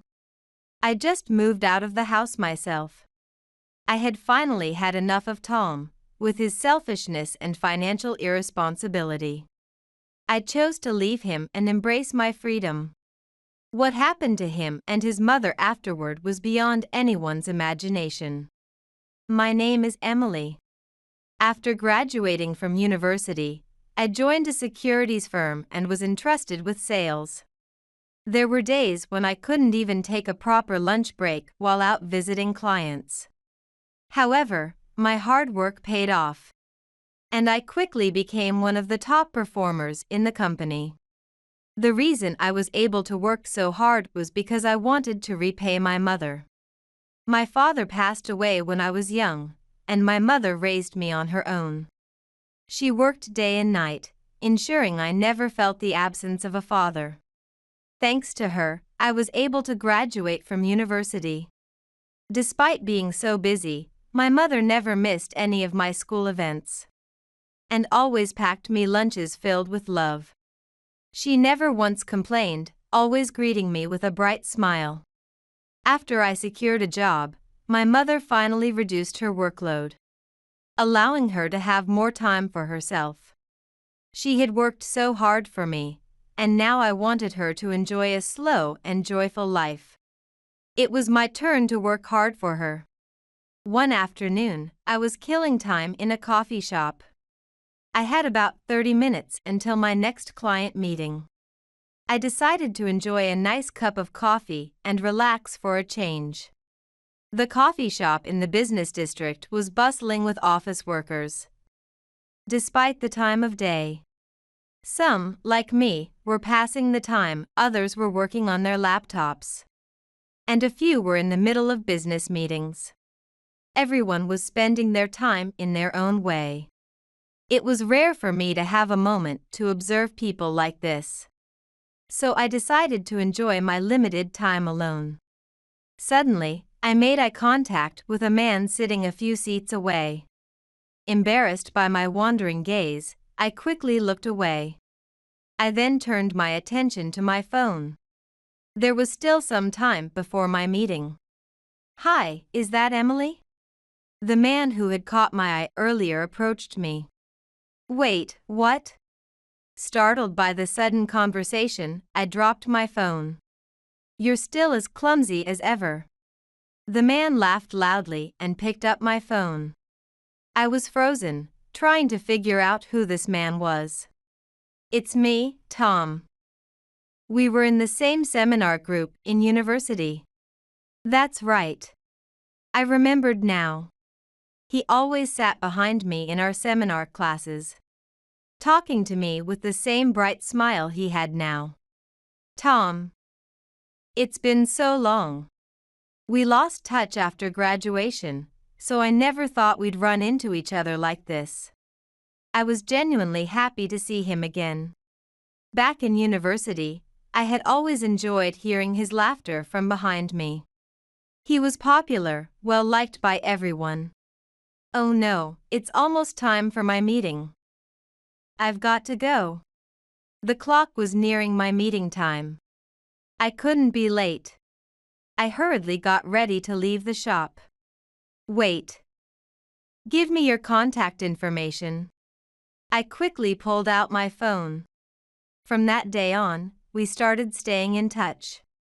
He worked as a delivery driver for a courier company and was often in the area of my office. As a result, we began to see each other more frequently during work, and our relationship quickly grew closer, eventually leading to us dating. It felt like fate had brought us back together. 3 years after we started dating, he proposed to me. It felt like a dream. I imagined our married life filled with laughter and happiness. Our marriage was supposed to be full of joy. But then something happened that changed everything. "Emily, you were raised by a single mother?" When I visited Tom's parents' house to greet them after our engagement, the conversation turned to my parents. And when Tom's mother learned that my father had passed away long ago, she frowned. Did your mother really raise you with love and care? Tom's mother, who was sitting across from me at the table in the guest room, looked troubled. I was a bit taken aback by her unexpected reaction. Of course. My mother worked day and night to raise me. But she always took time off for my birthday and Christmas. She also made me lunch every day and attended all my school events. I wondered if she held some prejudice just because I was raised by a single parent. Taking time off for birthdays and Christmas, making lunch, and attending school events, those are things any mother should do. That doesn't prove anything. Isn't doing what's expected as a mother a sign of love? I didn't know how to respond. And you're still contributing your earnings to the household, right? If you're struggling so much, your mother should be working more. It felt like she was insulting my mother, and I couldn't help but feel disheartened. Children from single-parent families often receive less love, which can lead to distorted personalities and a greedy attitude towards money. It's quite concerning. Even if she had such prejudices, was it appropriate to say them in front of me? I was beginning to feel afraid of my future mother-in-law. What are you talking about? Just because she was raised by a single parent doesn't mean there's anything wrong with her. Emily has grown up to be an admirable person. She works at a well-known securities company that you see on TV commercials all the time. Tom, you better work hard too, or your income might fall behind Emily's. At that moment, Tom's father, who was sitting next to his wife, spoke up with a mix of seriousness and humor. It was true that I earned more than Tom, but I didn't mind that at all. Your mother must be very happy that her daughter, whom she raised with such dedication, is getting married. Tom's father gave me a warm smile as he said this. Emily, from now on, consider me your real father. If anything happens, let me know. I'll do whatever I can to help. Those words from my father-in-law brought me immense comfort. Thank you. I appreciate it, I said, looking into his eyes. My heart felt warm, and I was on the verge of tears. But when I looked to the side, I saw Tom's mother's stern face. Clearly not convinced about our marriage. I look forward to your continued support, I said at the entrance and left their house. Same here. Take care on your way back. Tom's father said kindly, while his wife glared at me silently. Her gaze was more terrifying than any words, and I left their house with lingering anxiety. A few months later, our wedding took place. It was a small ceremony in a suburban wedding hall, with only close family members invited. The ceremony went smoothly, and we pledged our eternal love in front of our families. After that, a small reception was held, with our relatives gathered around us, enjoying the meal together. This was actually the first time my mother and Tom's mother met. Normally, there would have been several opportunities for the families to meet before the wedding, such as during the engagement or a formal meeting. But Tom's mother had fallen ill every time and never attended. Whether she was genuinely sick or just pretending, I couldn't be sure. So, this was also my first time seeing her again since our engagement greeting. Nice to meet you, Helen. I'm Lisa. I'm so happy to have such a wonderful connection through this marriage, my mother said to Tom's mother, looking a bit nervous. I look forward to our continued relationship, my mother said with a smile. Tom's mother responded with a small voice, sighing. I wish we had chosen a daughter from a more respectable family. I don't know if my mother heard her, but she maintained her gentle smile. After that, Tom's mother started chatting happily with her relatives, and never once made eye contact with my family. Thank you for coming today, Mom. You must be tired, I said as we walked through the bustling streets on the way home from the reception. The lively neon lights and the cheerful voices of the people filled the night. A city that didn't seem ready to sleep. Not at all. It was a beautiful ceremony. The food was delicious. Thank you, my mother replied with her usual smile. Tomorrow is the day, isn't it? You're leaving home and starting your life with Tom, she added. That's right. Tomorrow, I will finally leave my parents' home and start a new life with my husband. Sometimes, you might have disagreements and even argue. But when that happens, make sure to face each other and talk it out. As long as you care for each other, you can overcome anything. And always hold hands and stay together as a couple. That's the greatest happiness. My mother had likely gone through many hardships after losing my father. Her words resonated deeply with me. Emily, be happy, she said with a warm smile. The neon lights reflected off her eyes, making them sparkle. Yes, thank you, Mom. I fought back the tears that threatened to overflow. Together, we left the lively streets behind and returned to our quiet home. The next day, my married life with Tom began. We rented an apartment under my name, but we decided to split the rent equally. My work was going well, and I gained even more clients. As a result, I became busier than ever, with more overtime and late nights at the office. Tom would always greet me with a smile when I returned home exhausted, and would have dinner ready for me. Our dinners together were so enjoyable that they wiped away all my fatigue. Tom was supportive, sharing the household chores, and understanding the demands of my job. His massages before bed were the perfect remedy for my tense muscles, and I was deeply grateful for his kindness. Tom cherished his parents, especially his mother. Because of this, he would always take me to visit his parents' house on the weekends.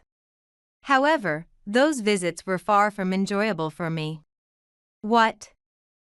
You let Tom make dinner every night? Tom's mother would scowl again. The start of another painful visit. That's why I don't like people from single-parent families. They haven't been properly raised. You think working is everything and neglect your household duties. Poor Tom, he's tired too. But I always made breakfast and lunch for us. Growing up poor, you're so obsessed with money. That's why you prioritize work over your family. I really don't like single-parent families. Yes, money is important. But my reason for working isn't just for the money. It's to grow as a professional. Plus, Tom has his favorite car, he can go golfing with his colleagues. And we sometimes enjoy luxurious meals at his parents' house, all because I work. You stay out late doing a job you love and leave all the housework to Tom. You're so selfish. It's a typical trait of someone raised in a single-parent household. Her spiteful words kept coming. It was clear she couldn't stand the fact that I was raised by a single parent. Tom never argued with her, he just listened with a smile. I would always keep my head down. The person who always helped me in those moments was Tom's father. What are you talking about? Helen, you've never worked, so you wouldn't know. Working means taking on heavy responsibilities.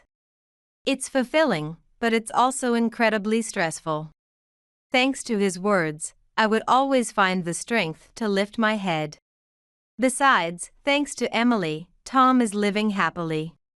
There's no problem at all. Emily, thank you for everything. Thanks to Tom's father, I could endure his mother's harsh words. He felt like a real father to me, and I was very fond of him. But suddenly, a nightmare unfolded.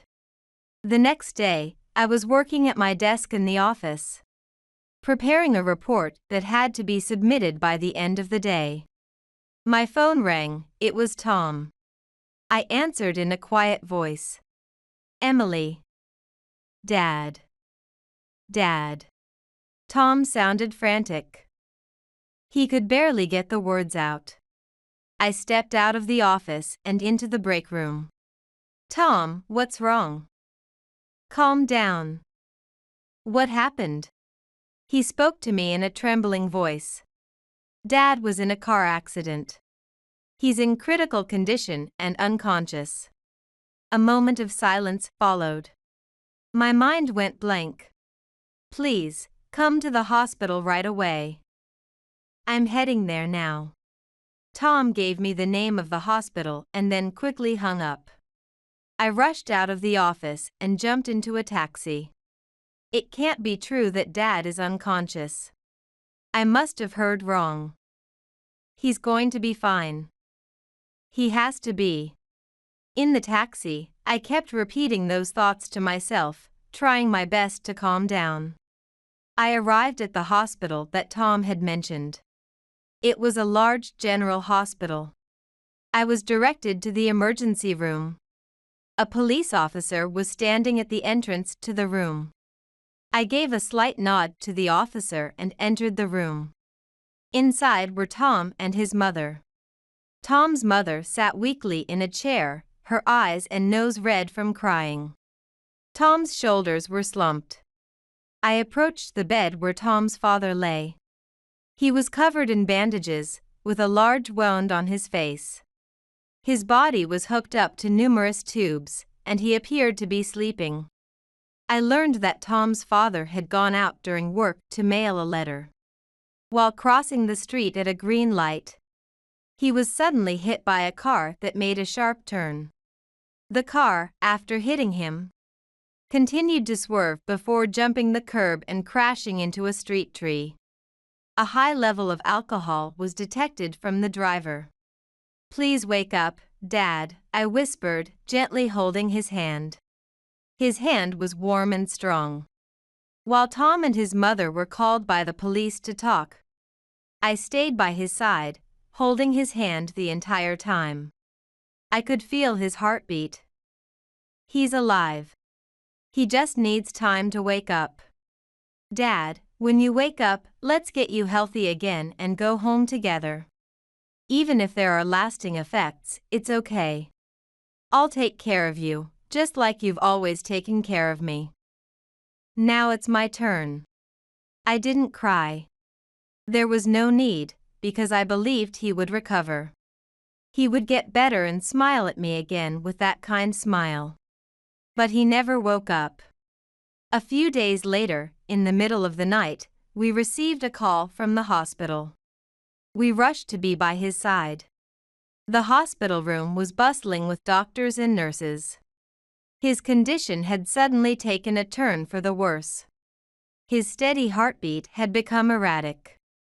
Dad. Hang in there. Please. Both Tom and his mother desperately called out to him.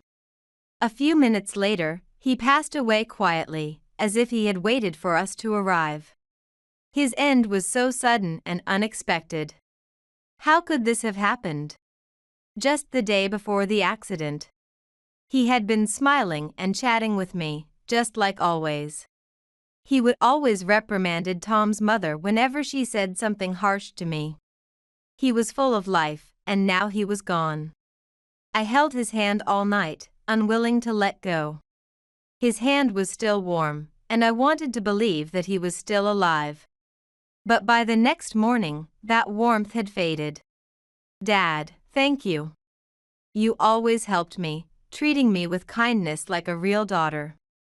I wonder if my words reached him. A year has passed since then.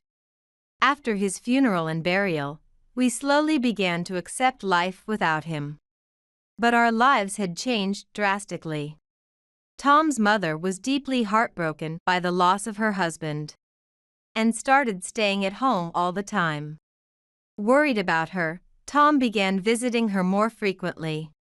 It was only natural, after all, she had lost her beloved husband so suddenly.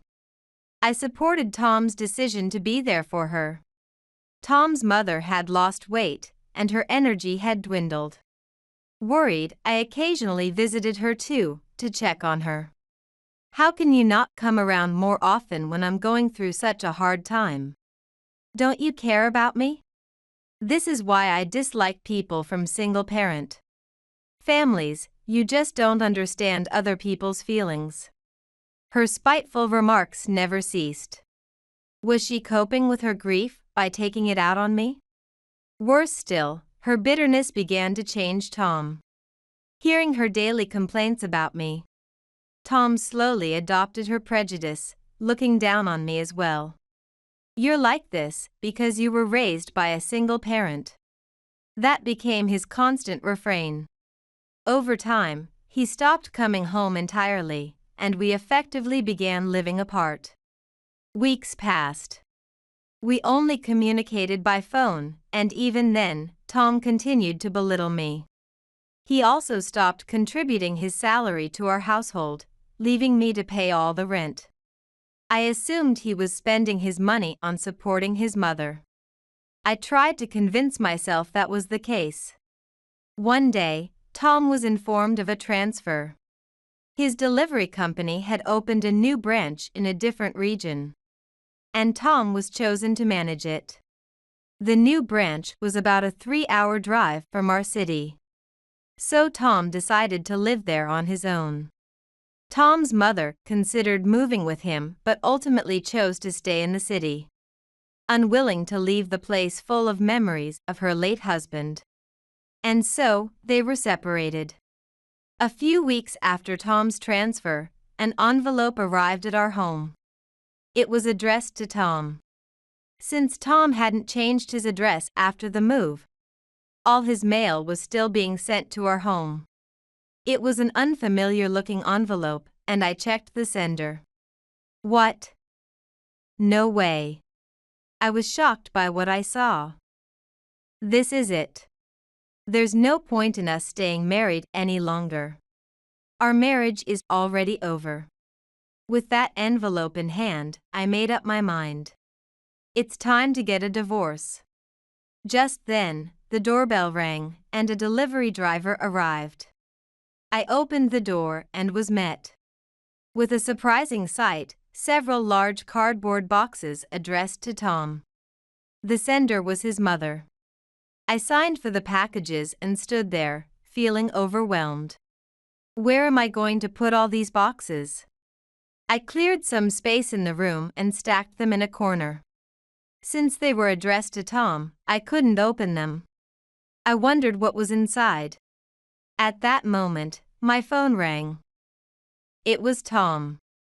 Did the packages arrive? His tone was softer than usual. They did, but what are we supposed to do with all this stuff? Ever since I transferred, Mom's been calling me every day, saying she's lonely. Not just at night, but she started calling during the day too. It's starting to wear me out. I thought, since he loves his mother so much, he could at least answer her calls. Then I came up with a brilliant idea. If she moves in with us, she won't feel lonely anymore. Tom seemed to misunderstand what living together meant. If he wanted to live with his mother so badly, he should have taken her with him to his new place. So, the rest of her stuff will arrive in a week. Please make sure to receive it. Mom will be moving in that day too, so take care of everything. Take care of everything? What does he mean by that? And if he's on his own, how does he plan to take care of his mother? Take care of everything? Are you coming back? He must have thought about what's next, right? No, it looks like I'll be here longer than expected. I won't be able to return for a while. So, for now, I need you to live with Mom. Then he hung up. This is a joke. He's belittled me, stopped contributing to the household. And now he's deciding, without even consulting me, that his mother will move in? My anger was boiling over, and I couldn't stop trembling. It's time to end this life. A week later, Tom called again. Did the packages arrive? Mom should be heading over there this evening, so make sure you're ready. She's probably tired, so help her unpack. I couldn't stand hearing him go on about his mother. You grew up in a single-parent household, so you're not very considerate. But I'm counting on you to take care of Mom. I took a deep breath to calm myself before responding. The packages arrived this morning. And I just moved out of the apartment myself. It's such a coincidence that everything happened at the same time. There was a moment of silence. If you want to keep living in that apartment so badly, you'll have to renew the lease and pay the rent yourself. What? What are you talking about?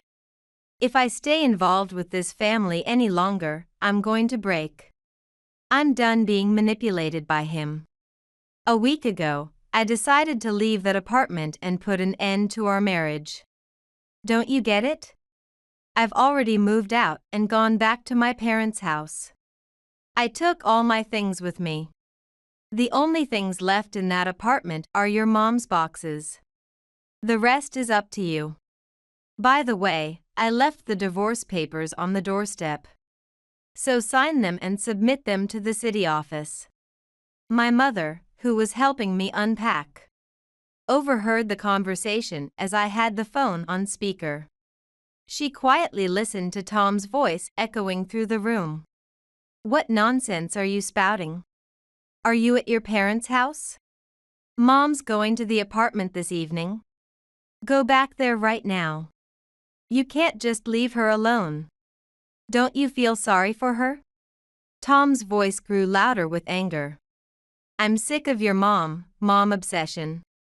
If you love her so much, then take care of her yourself. I have a mother too, and I've decided to prioritize her, just like you do with yours. I didn't care what he said anymore. I was going to live my life on my terms. You married into this family. You're using our last name. Don't you understand the responsibility that comes with that? Being a wife means becoming part of our family and treating Mom as your own. I could almost picture Tom's face turning red with rage on the other end of the line. His selfish words pushed me to my breaking point. Then, my mother spoke calmly. Tom, what are you confused about? Just because she took your last name when you got married doesn't mean anything. We're still blood related, a family connected on a much deeper level. That's something that will never change. And since you're getting divorced, the last name will change anyway. And being a wife or a mother-in-law won't matter anymore, right? My mother chuckled sarcastically. Tom seemed to be at a loss for words.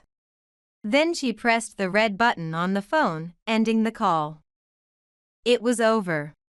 All that was left was to wait for the divorce papers to be filed. I looked at my mother with a sense of relief. Thank you, Mom. She smiled back at me. That evening, after we had finished dinner and were cleaning up, the doorbell rang suddenly. A sense of dread washed over me. Who is it? I asked through the intercom. Please, open the door. I'm begging you. The voice on the other side was Tom's, as he pounded on the door. Fearing the noise would disturb the neighbors, I reluctantly opened it. Please. Come back. I'm begging you. I'm sorry for everything. Tom rushed towards me. You're not serious about the divorce, are you? I can't do this without you. It was too late for him to change his attitude. My mind was made up. I'm serious. I told you, I'm done with being married to a mama's boy. I've already moved out, so you need to deal with those boxes by the end of the month. They're still sealed, so you can just send them back. Tom suddenly broke down in tears, collapsing to his knees and bowing his head. Please. Mom has already given up the apartment she was living in. And now she has nowhere to go. Can't you reconsider? Emily, please. Let's live together. I'm sorry for the way I've treated you. We can't manage without you.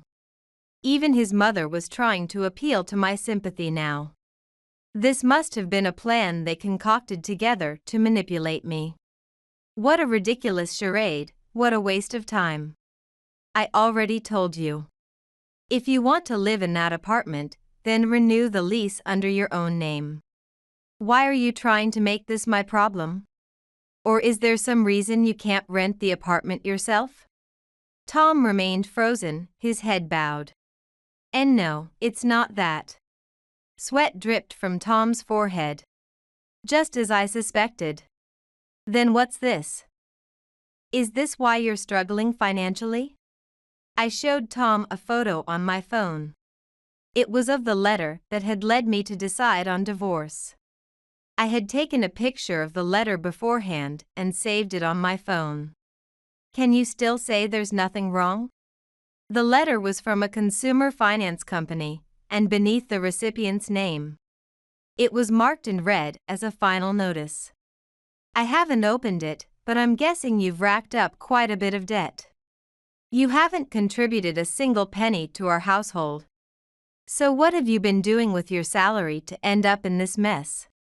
I delivered the final blow to Tom. The real reason he wanted to reconcile was simple: he needed my income. The thought was so ridiculous, I couldn't help but laugh. Well, you see. There was a brief silence. I made some bad investments. A friend told me about a great opportunity, and I trusted him. I poured my salary into it every month, and even took out loans. I didn't want to be outdone by you, Emily, working at a securities firm. I wanted to prove I knew about investments too, and that I could make a lot of money. I wanted to show you up. Show me up? When had I ever looked down on him? Then, in a voice barely above a whisper, his mother said, "It's my fault." I told him that Emily, being an elite salesperson at a securities firm, must be looking down on us. But it wasn't a great opportunity at all. It was a scam. I lost everything, and the debt just kept piling up. Desperate to pay it off, I borrowed more, hoping for a big win, but it all ended in failure. Unbeknownst to me, Tom had been sinking into a gambling spiral. And the debt had grown exponentially with interest. Please, help me. I can't make it without you, Emily. I'll do my best to pay off the debt, but could you at least help with living expenses? Tom's face had turned pale.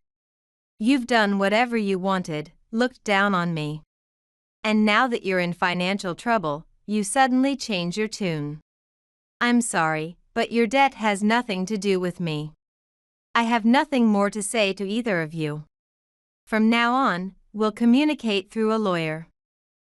Please leave. Neither of them wanted to back down. Please. I'm begging you. Tom remained rooted to the spot, refusing to move. If you intend to stay here any longer, I'll call the police. With slumped shoulders, they finally turned and left. I watched through a crack in the curtains as they walked away. Tom kept stopping and looking back, as if expecting me to follow him. That was the last I saw of Tom and his mother. Some time later, our divorce was finalized. I heard through the lawyer that Tom had resisted the divorce for quite a while. Was I really such a convenient wife for him? Apparently, his mother had finally persuaded him by saying, "Forget about that worthless girl from a single-parent family and find someone new." And so Tom reluctantly gave up. Tom then set out to find a new wife. But with his overwhelming debt, shabby appearance, unkempt beard, and general air of neglect, no woman was interested in him. Even when he managed to secure a date, the requirement of living with his mother quickly put an end to any potential relationship. His hopes of remarriage faded into a distant dream. Tom and his mother ended up living together in an old, small apartment in the slums. His debt continued to grow, and it became impossible to repay with his monthly salary alone. Eventually, legal action was taken by his creditors. Tom's workplace began receiving frequent calls from creditors, and eventually, his wages were garnished. Unable to bear the shame and cold stares from his colleagues, Tom quit his job in desperation. Of course, he couldn't escape his debts. He worked tirelessly, taking on multiple jobs, delivering newspapers in the early morning, working on construction sites during the day, and directing traffic at night, but the debt never shrank. Tom's income was entirely consumed by debt repayments, leaving his mother to scrape by with the income she earned as a janitor. I never thought I'd still be working at this age. How did we end up living like this? Tom's mother often lamented their harsh circumstances, taking out her frustration on him. "It's all your fault we ended up like this." But it wasn't solely Tom's fault. His mother had brainwashed him with daily complaints about me, leading him down this path. No matter how much she blamed him, their situation wasn't going to improve. Eventually, they fell behind on their rent and were evicted from their apartment. From then on, they disappeared into the shadows, slipping into a life of obscurity. No one knew what became of them. Meanwhile, I enjoyed life at home with my mother. The bond we shared wasn't just superficial, but something much deeper. I was so happy when my mother had said that to Tom. "Mom, I got my bonus." They recognized my achievements, and it's the biggest one I've ever received. "Let's go on a trip to celebrate during my next vacation." From when I was a child until now, my mother had always protected me. Now it was my turn to repay her. I decided I would support her not just as a daughter but as an independent woman. "How about this beach? This food looks delicious." We planned our trip together, flipping through brochures. And there was one more parent I couldn't forget, Tom's father, who had always taken care of me. Knowing what became of Tom and his mother must have pained him deeply. Every year on his death anniversary, I visit his grave with his favorite beer. The grave is overgrown with weeds, clearly neglected. His wife probably had no time to care for it, given her struggles. I make sure to clean up around the grave. It's the only way I can show my gratitude to him now. "Thank you, Dad." Under the clear blue sky, I put my hands together in front of his grave.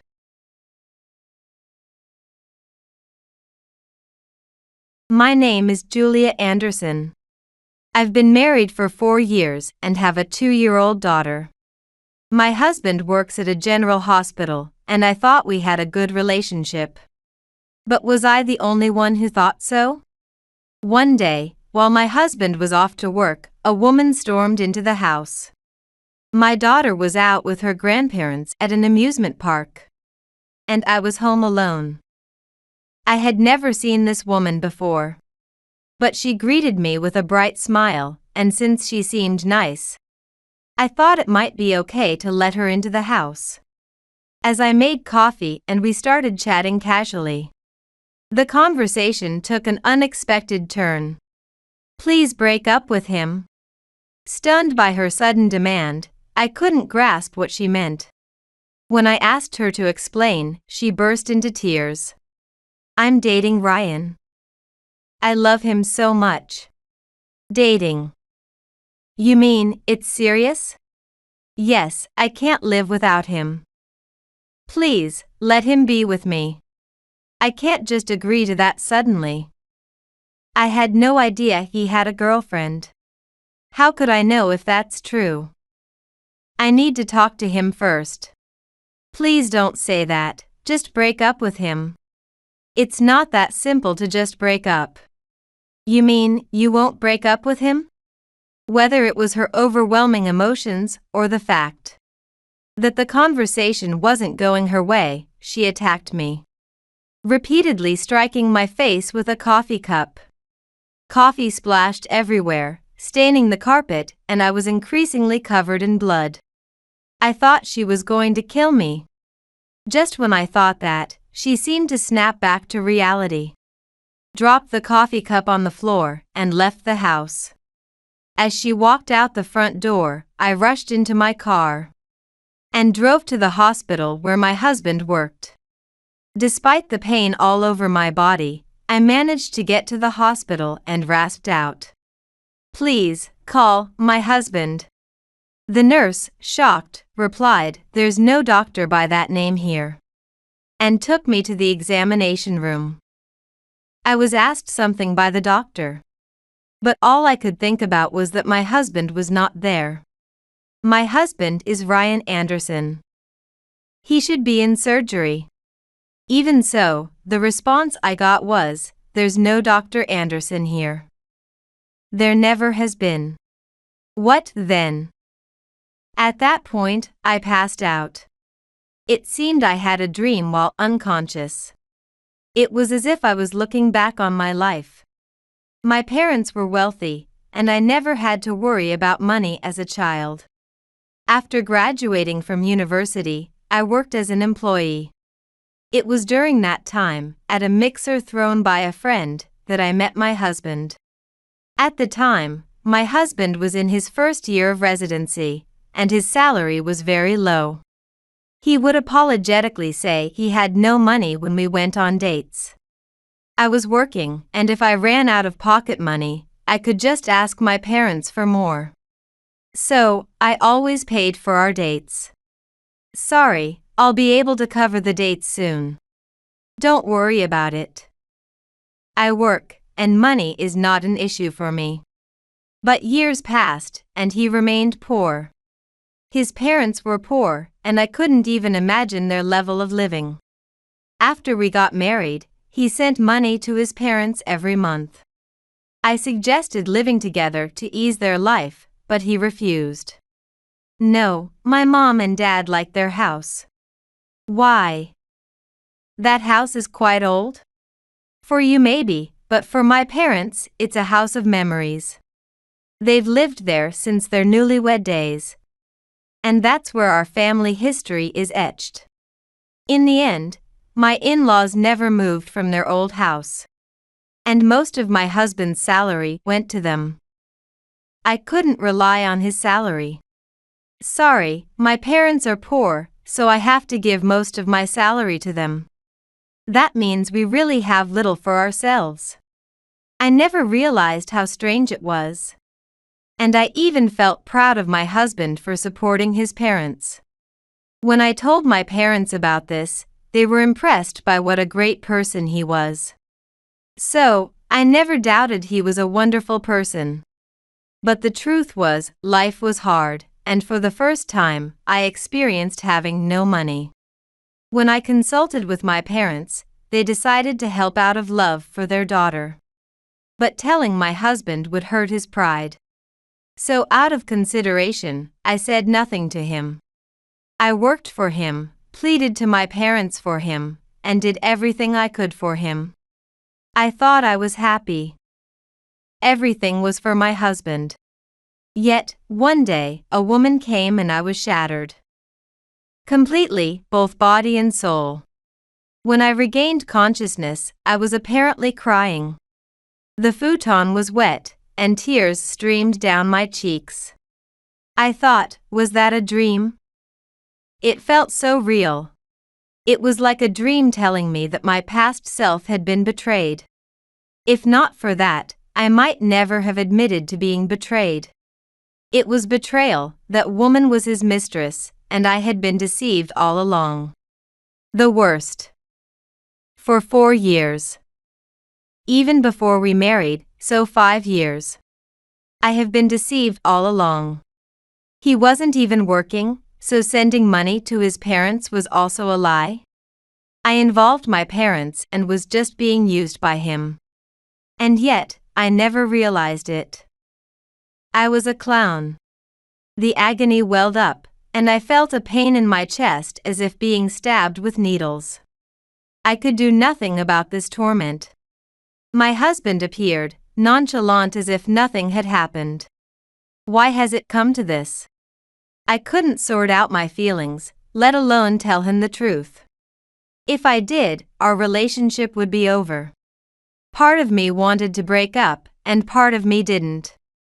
A stranger came by, and while we were talking, she hit me. Why would you let a stranger into our house? What about Emma? Was Emma okay? Emma was taken to the amusement park by her grandparents since the morning. I see, she was okay. Good. How are you doing? Can't you tell? You were hit? Just bruises? It's not just bruises. I wouldn't be hospitalized just for that. Is that so? I was hit on the head with a dish. You're a doctor, you should know how serious that is. Yes, that's right. Ah. I have patients waiting, so I must go. My husband, unable to answer, left the hospital room in a hurry. I thought, I knew it, he's not a doctor. Liar. As I lay in bed staring blankly at the ceiling, my parents walked in with my child. My mother, not expecting that her daughter would be hospitalized while they were at the amusement park, burst into tears as soon as she saw me. Julia. Poor thing. It must have been scary, right? Mom. What happened to make it come to this? What exactly happened? Ryan's woman came. What? What do you mean? Are you saying Ryan was cheating? Hey, why don't you take Emma to the shop or something? Ah, yes, that's a good idea. My father, sensing this was not a conversation for a young child, asked my mother to step out.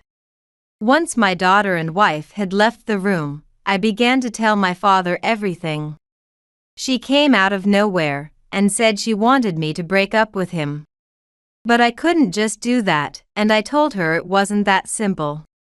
Maybe she got angry because things didn't go her way. She suddenly started hitting me. And with a coffee cup, she hit me on the head. With a coffee cup? Yes. It seems my brain is okay, so I'll be fine. But I will need to stay in the hospital for a while. So, I'm asking you to take care of Emma. That's fine, but what are you going to do from now on? What will I do? Are you going to break up with Ryan? I don't know what to do. Dad, what should I do? If it were up to me, I'd want you to break up. He's put you in danger. And with that kind of woman involved, who knows what she could do to Emma? Ah, you're right. I should think about Emma. There have been too many lies. That's right. Thank you, Dad. I will get a divorce. Good, then leave the rest to me. It wouldn't be fun to just break up without making a point. Thinking deeply, my father said he was going to the shop and left the room. Until my discharge, my husband did not visit. And my parents and I steadily prepared for the divorce. As the day of my discharge approached, I was determined to get a divorce. Furthermore, I became increasingly resentful towards my husband, who hadn't visited even once and hadn't even asked about our daughter. Despite this, I decided to return home for now, but when I got there, my husband was nowhere to be found. Moreover, it was clear from how neat the house was that a woman had been there. I thought, unforgivable. He had a woman in this house. I gathered some personal belongings and returned to my parents' home. At night, I received a call from my husband. He must have known today was my discharge day. And yet, instead of coming to pick me up, he had not replied earlier. Now, he was calling to ask why I wasn't home. Julia, you were discharged today, right? That's right. Why aren't you at home? I'm at my parents' house. Why are you at your parents' house? I wonder why. It's not a matter of I wonder why. Come back home. Do you have any idea how worried I am? Worried? If you were worried, you could have visited me in the hospital. How can you say you're worried when you only visited once? I was busy with work, I couldn't help it. Oh, really? Well, I'll be staying here for a while. What? Without saying anything further, I hung up the phone. Then my husband came flying over. Now of all times. When he arrived, he acted as if nothing had happened and started to talk about taking our daughter and going back home. But my parents wouldn't allow it. Julia has just been discharged from the hospital.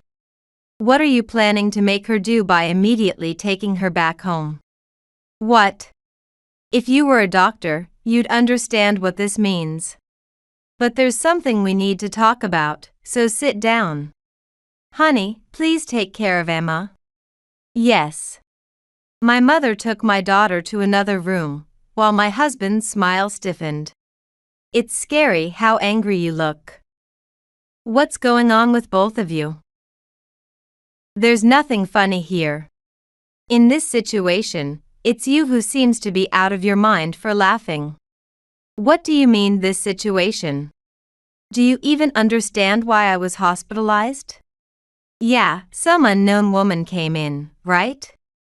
The issue is who that woman is. Huh? If she's unknown, then she's unknown. She said she was your girlfriend.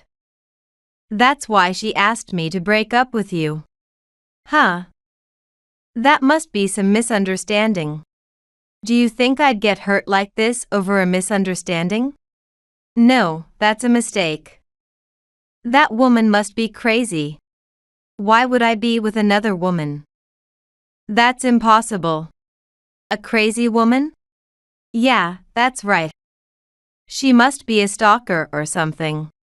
I've felt like I've been watched recently, so I was trying to keep you safe from harm. But I never imagined she'd do something like this. Are you serious about that? Of course. There's no way I could be cheating. Really? So, about being a doctor at the general hospital, is that true? Of course. I'm a surgeon at the general hospital. That's strange. The hospital you work at is the one I was admitted to, right? What?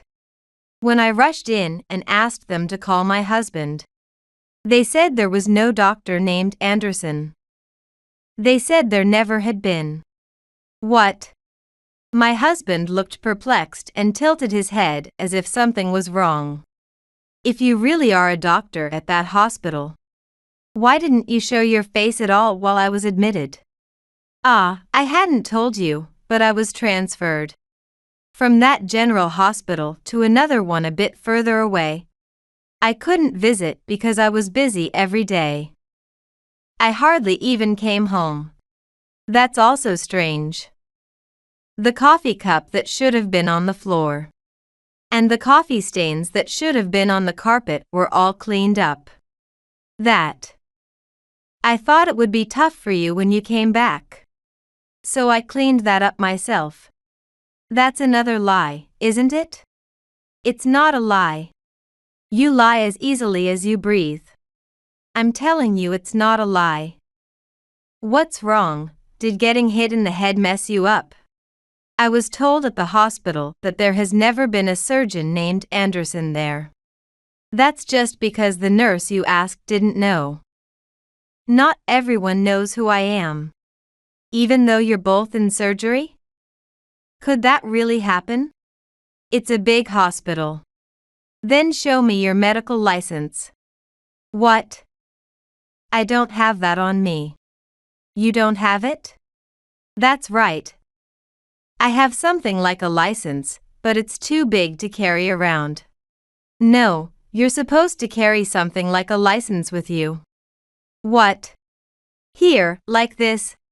My father showed his smartphone screen, and my husband froze and thought for a while. Then he said, "Ah, that thing. I keep it safe at home because it would be terrible if I lost it." My father swiped the screen a few times. Then he showed the screen titled Medical Qualification Verification Search. "It seems you're not there. That means you're a fake doctor. That must be just a registration error. What nonsense are you spouting? If it's a registration error, how can you work at a general hospital? Wouldn't the hospital check whether you're a real doctor?" No. It really is a registration error. These things happen. Dad, aren't you unfamiliar with IT? After all, it's humans who do the registering. These things happen. How far will you go in denying it? Then tell me about the money you've been sending to your parents. I've been hearing all these great things, but perhaps that's a lie too? That's not true. It's all real. Is that so? I've had you investigated, and it turns out you attended school. Through correspondence for both high school and college. I was told it was a famous university's medical school, but it was completely different. A correspondence school that no one knows, and you were almost a shut-in. At some point, your mother, fed up with your inability to do anything, tried to make you work a part-time job, but that didn't go well either. Since then, you've given up on working. Though you said you worked, it lasted only about a week. Is that so? I was shocked by these new facts, and as I looked at my husband, his face turned from pale to red, like a traffic light. Your parents continued to work for your sake, and eventually, your father passed away from the stress. Yet, you refused to leave your room. Later, in place of your father, your mother worked desperately. But her income was low, and life became more difficult. Yet she worked hard, came home, cooked, and collapsed into bed every day. Even seeing your mother like that, you never changed, never left the house. At 25, thinking that you couldn't go on like this and would end up alone in the future, you decided you had to marry. You looked for a woman who would support you and attended a mixer. That's where you met Julia. You lied about being a doctor, deceived her, and succeeded in marrying her. How can you say such things? Even if you're my father-in-law, that's defamation. Then my father took out an envelope marked Detective Agency. This envelope contains an investigation report about you. Everything I've just said comes from that investigation. How can you say it's true? The investigation could be wrong. Even the most capable detective can't uncover every detail of a person's past. My father took out his smartphone again and tapped the screen. The voice that came from the phone was my mother-in-law's. That boy has never worked a day in his life. He got married, and it seems he's getting by somehow, so I'm finally relieved. Sending money home? Never happened. Not once since he got married. He's never worked, so it must be Julia's earnings that are keeping them going. There'd be no way to send money home. Stop it. Detectives might not know your past, but surely your own parents would? I've heard a lot, and they told me just what the detectives did.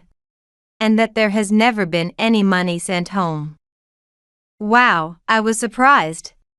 You've deceived not only Julia and us, but even your own parents. My husband turned pale and trembled. It seemed like a complete knockout, but my father did not ease up on him. Now, shall we get to the main point? The main point? It seems you have a mistress, not a stalker. No, that's not true. She's a stalker. No matter how much you insist, it's useless. It's all written in the investigation report. Surely, she must be in cahoots with the detective. Is that so?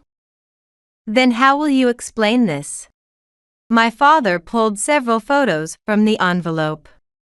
They showed the woman who hit me walking arm in arm with my husband, both of them coming out of a hotel, and the two of them looking outside from the woman's apartment. There were too many scenes just like these. How will you explain this evidence? That woman is crazy. She kept coming on to me persistently. So, I promised Julia I wouldn't get close to her, and was just trying to keep the woman appeased. Is that so? The only person I love is Julia. Ignoring my husband's desperate attempts to explain, my father stood up and opened the door to the next room. Out came Michelle, the mistress who had hit me. Ah. Michelle. Why are you here? Why? Why are you here? You said we were going to get married, right? Yet, you call me a stalker? You always said your love for your wife was fading, and that you wanted to get back together? No, You said you were a doctor, that you were a resident with no money, right? That your wife took all your salary, so you had no money. That's why I've been helping you out with what little salary I get. And yet, you weren't even a doctor, nor did you have any intention of leaving your wife. I believed you and confronted your wife. That's going too far. If I hadn't done that, I'd still be deceived by you. Michelle, do you really want to marry this man? Of course. I've been with him for a long time and decided to live for him. No, it's not true. I never intended to leave Julia. How cruel. You don't want to leave your wife? So everything you told me was a lie? No, it wasn't a lie. I was serious about that. But it's also true that I don't want to leave my wife. That's unacceptable. I even gave you pocket money. You said you'd pay me back once your residency was over and your salary increased. You asked me to bear with it for now. That's true, but if being a doctor was a lie, how were you planning to pay me back? Well, I thought Michelle would understand. Understand what? Maybe if I said I got fired as a doctor, it would somehow work out. So you were planning to deceive me again? Continue to be with me as a mistress while staying married to your wife? Don't think of it that way. It's better if we just enjoy our time together without thinking about marriage. I wanted to get married.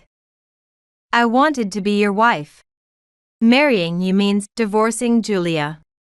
Doing that would mean I can't access Julia's inheritance. She's a wealthy heiress. Staying married to her is much more profitable than marrying you. Ah, I see. So that's why you married Julia, with all those lies. The worst. To think it was all for my father's inheritance from the start. No, that's not it. It's just sophistry to convince Michelle. Sophistry? So you do prefer your wife over me? Michelle, let me ask you again. Even now, do you still want to marry this man? Of course. No matter how many times you ask, my feelings won't change. Well, that's good to hear. Then here's the divorce paper. Julia, Ryan, sign it. What? No, I don't want a divorce. Whether you sign it now or later, it'll happen. I can hire a lawyer. This is. I picked up the pen and wrote down my name. Now it's your turn. My father placed the divorce paper in front of my husband, and although he resisted, he agreed to the divorce. Now, this is next. The marriage certificate. Even if you submit the divorce paper, you can't submit the marriage certificate right away. You have to wait until the divorce is recognized. That's about 2 weeks. But if I let you two write the marriage certificate after becoming a couple, this man might not write it. So, sign now. This is. You've already signed the divorce paper. No matter how much you resist, the result will be the same. With trembling hands, my husband signed the marriage certificate. And Michelle signed it happily. Now you two are married. Congratulations. What a situation. I was managing everything so well until now. From now on, you are mine alone. Ryan, I will be claiming compensation and child support. What? But I don't have any money. Whether you have money or not, it's only natural to claim it. After all, you had a mistress. It costs money to raise Emma. That's not fair, Father. Aren't you wealthy? You have more than enough, even without taking from a poor man like me. That's a different matter. If you don't have money, borrow it and pay in full. In full. How much will it be? Emma is only 2 years old. You'll pay until Emma graduates from university, for the next 20 years. Pay $500 each month. You can calculate how much that will be. How am I supposed to borrow that much? I'm unemployed. Who would lend to me? There are plenty of places that will lend to you. Borrowing isn't only about going through reputable sources. That's something for you as a couple to figure out. And Michelle, be prepared because I'll be billing you too. Yes. Since I'm getting married, I'll pay properly. What should I do? Michelle, you pay my share. Ryan, if you have debts, you have to work. Maybe this will finally motivate you to start working. Then you can live a human life. That's right. Michelle, you're something else. Maybe you're better for this man than anyone. Ryan, this might be your last chance for rehabilitation. Work hard and pay it back. But I don't want to work. Well, that's the end of it. You can go home now. No, there's still more. What about the division of assets? The house and car.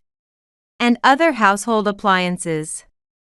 I'm entitled to half. You've hardly contributed to the living expenses all this time. The little you did contribute sometimes was money you received from Michelle, wasn't it? You think you could buy a house or car under those circumstances? Everything was bought with money my father helped us with. So the house and the car are my father's. There's nothing for you. That's ridiculous. What about clothes, suits, shoes? Those were also bought by my father, so I'll have them disposed of.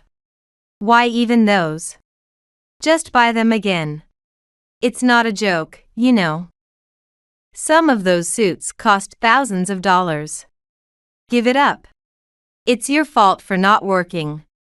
Besides, you've been lying all along. Now you'll have to straighten up for her. Ah, what a situation. Don't worry, I'm here for you. I'll support you so you can work properly. But I won't let you cheat ever again. Michelle said this with a creepy smile. Ryan, oblivious to Michelle's demeanor, was slumped in shock. Later, Ryan moved into the apartment where his mistress lived, but was unable to borrow money as he had hoped. So, Michelle borrowed the money in her name and paid it off in one go. But this was the beginning of hell for him. Michelle, who had always been kind no matter what, revealed an unbelievable true nature. She whipped Ryan into shape for not doing anything around the house, arguing that a man who can't handle household chores couldn't possibly work. While teaching him every household task, she made him look for work. If Ryan didn't move as Michelle wanted, she wouldn't let him eat properly that day. He who does not work, neither shall he eat. That was her principle. Once Ryan finally found a part-time job, Michelle quit her job. Her reason was that she couldn't be sure if he was really working. so she drove him to and from work. Indeed, while saying he was going to work, he might have been messing around with another woman. She never took her eyes off Ryan for a minute, and he was deprived of any freedom. Moreover, she didn't give him any pocket money, and when he went to work, he had to bring a water bottle and a hot dog. The hot dog also had a red heart drawn over the sausage to mark Michelle's presence. Thanks to that, they are managing to make the monthly payments. So it's all thanks to Michelle. However, Ryan has become quite thin and seems to have lost his sanity. Meanwhile, I returned to my parents' house and am living happily with my parents and child. Recently, I've been helping with my father's work, making my social debut and enjoying every day.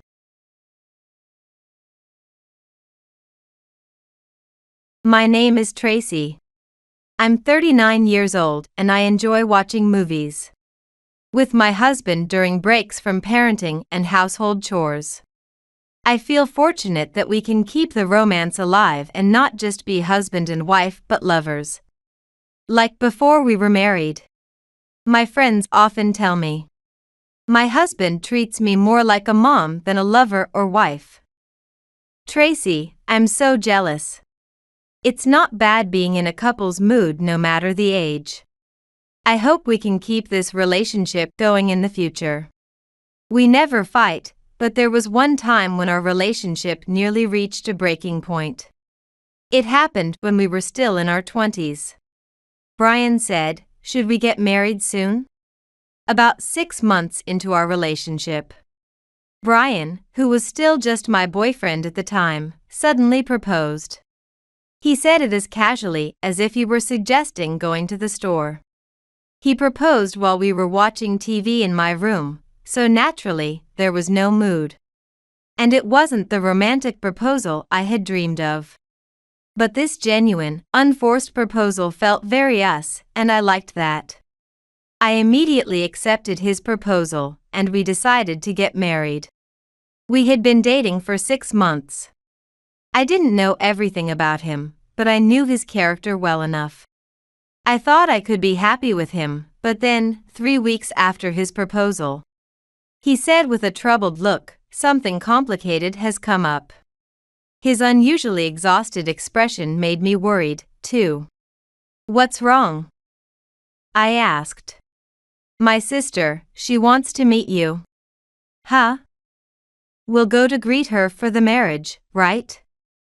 "We'll meet her then." "Yes, but she wants to meet just us before the greeting." "Oh, that's nice. I'm happy she wants to meet." "Well, it's a bit complicated with my family." "What do you mean?" Brian reluctantly started to explain something quite serious for me. Who was about to marry into his family. Apparently, his family was quite wealthy. His father had won the lottery when he was single and used that money to start a candy company in their hometown. Gradually, their store became established in the community, and now they have second and third stores in the county. "Wow," I said, and he chuckled bitterly, "Just nouveau riche." His tone was harsher than humble. "That's not like him. You don't have to talk about your family like that." "No, that's really how it is. My dad's sense of money is skewed because of that sudden wealth. And my sister, she's like that, too." "Oh. I can't explain it well, but because they're such a troublesome family. I'm actually worried about introducing you to them during the marriage meeting. He's usually a calm person who never speaks ill of others." It was surprising and increasingly worrying to hear him speak so harshly about his own family. What kind of troublesome family were they, I wondered. But I'm generally positive. I told him, "It's okay, I'd love to meet your sister since we have the chance." He reluctantly agreed, "If you say so." So came the day I first met his sister, Jenny. I was wrong. I was speechless at the tyrannical behavior of the sister-in-law. She looked every bit the wealthy person, from her appearance. Even I, who am not familiar with brands, could tell she was carrying a famous brand bag. And her accessories included large gemstones. I couldn't tell the brands of her clothes and shoes since they didn't have visible logos. But they must all be branded, too. Why do I assume that? Because Brian had told me beforehand that his sister didn't work and was still receiving an allowance from her parents while living at home, even though she was nearing 30. Such a winner in the unemployed world, a super elite unemployed. She said to me during the meal, "I had someone I wanted Brian to marry. She's a friend of mine, from a wealthy family, too." Okay. Stop it, sis. Confused me, and the sister-in-law who was proceeding with the conversation as if she didn't care. And Brian chiding her, quickly cooled the atmosphere between the three of us. When I told you that discussion was over, Brian said, and she snapped, "Don't talk back to your sister. You should just listen to what your sister says." The younger son born later. "Marriage is my choice." No, you always sulk so easily. You're really the most selfish one in our family. In this house, a reasonable argument is interpreted as selfishness. And it seems they are people who don't hesitate to impose unreasonable demands. Brian sighed deeply with genuine annoyance. "We've met with Tracy now, so let's go home," and he got up from his seat. He went to pay first. I quickly followed him and took out my wallet. Meanwhile, the sister-in-law made no move to take out hers, even though she was the one who had invited us today. The younger brother who was invited ended up paying for his sister's meal. I couldn't help but think that it's really the sister-in-law who is the selfish one. "Give me your contact information, Tracy." Saying this, the sister-in-law reached for her phone, not even bothering to pull out her wallet. Yes. Reluctantly, I gave her my contact because she's his sister after all. Brian had told me repeatedly not to give it to her. But she's going to be my family by marriage. I couldn't just snub her. However, I was wrong again. 2 days after our meeting, I received an email from the sister-in-law that read, "I've decided my brother will marry my friend after all. I've arranged for them to meet, so please step aside." I was alone in my room when I read it, but I couldn't help but say aloud, "What is this?" Should I reply? Ignoring it didn't seem right. But what could I possibly respond to such a message? As I was pondering this, more emails from the sister-in-law kept coming in. "I do not accept you as part of our family. You and he are not a good match. I want him to marry someone decent so that she can support me after our parents are gone. Don't interfere." It seemed she had no intention of working, and fully expected her brother to support her in the future. I didn't reply to her emails and immediately informed Brian. As soon as he saw the emails, his face went pale, and upon questioning him, he confessed. My sister introduced her friend to me. I thought the emails were just lies and threats to break us up. But apparently, she was serious. What about me? Am I going to be dumped?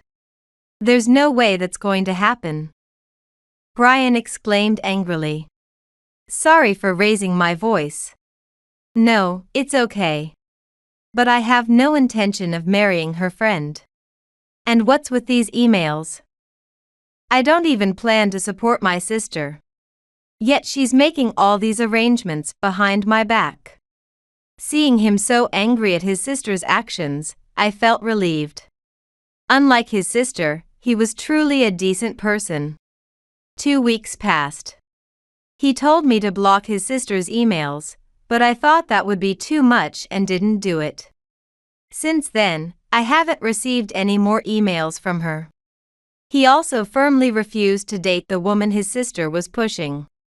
The situation was troublesome because the woman took a liking to him, and the sister-in-law was eager to set them up.